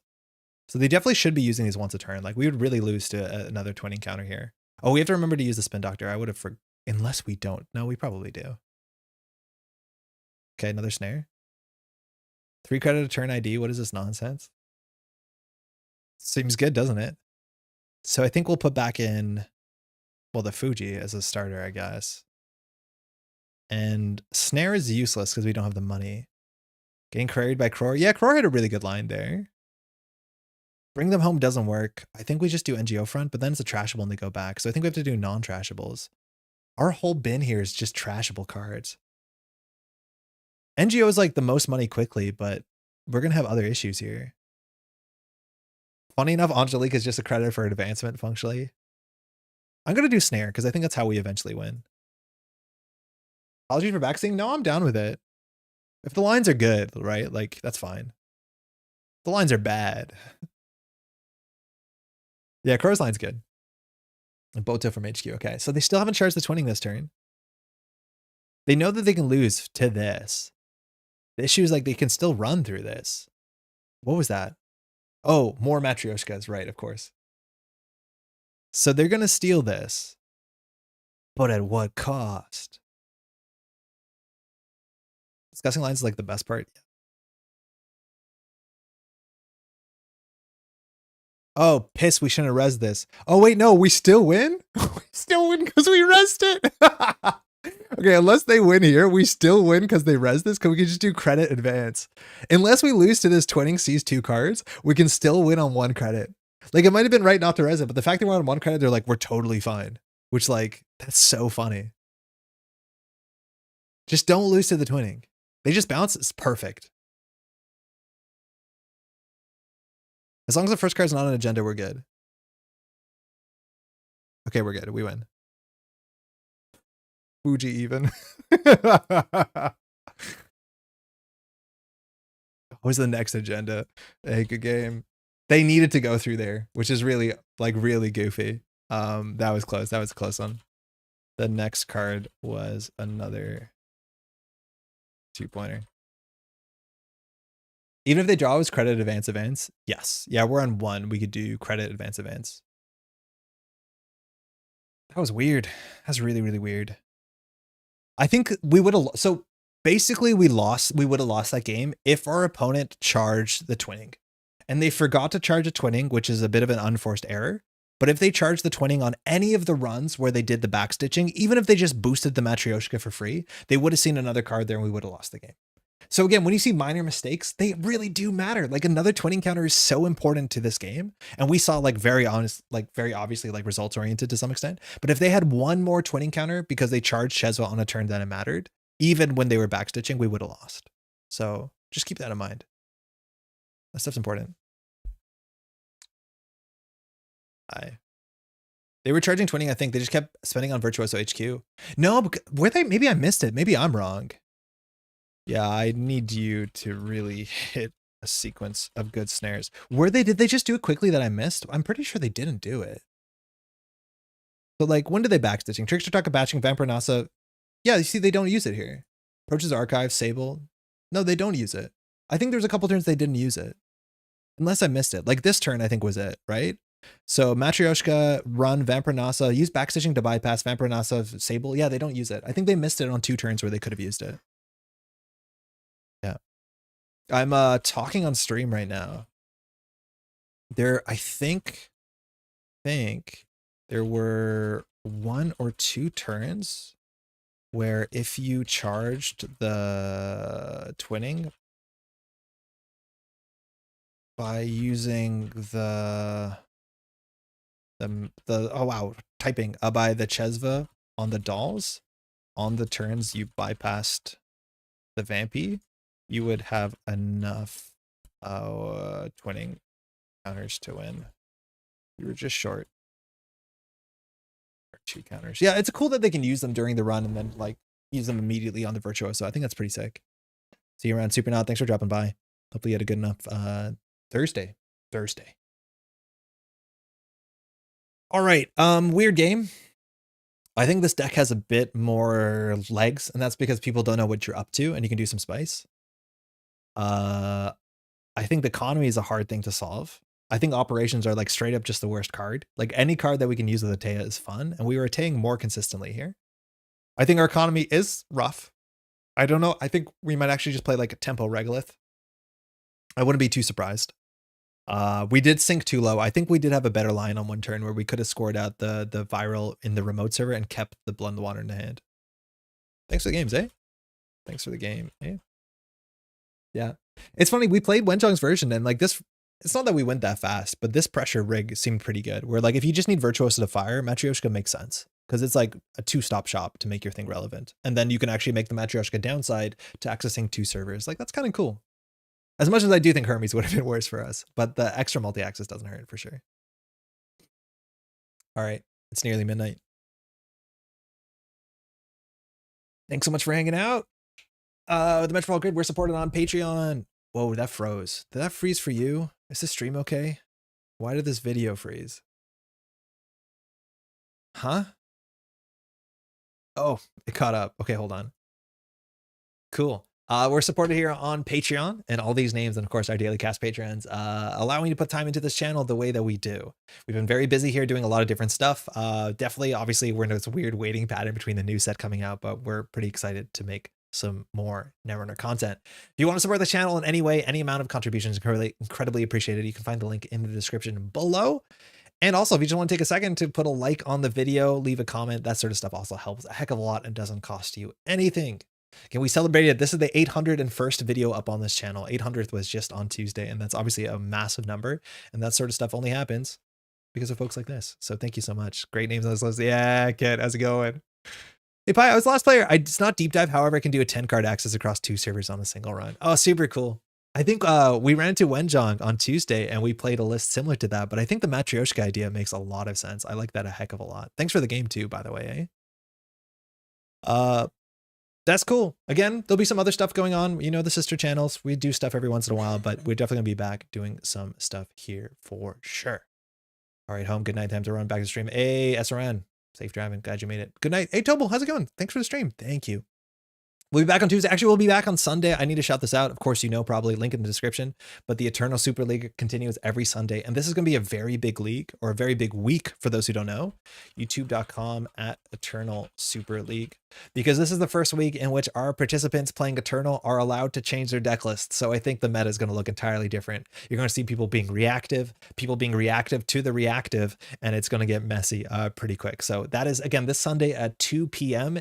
Eastern, at 7 p.m. UTC. But I'll be running the stream for week 4. These games have been really, really fun. Like week 3 had some absolutely fantastic games. Week 2 as well. We were doing casting for that, and week 1 was no different. Bye-bye. Hey, Bagels, I can't message you on Twitch. I talked about it on the stream if you can find it, but it won't let me message you back. Hopefully y'all doing well. Take care.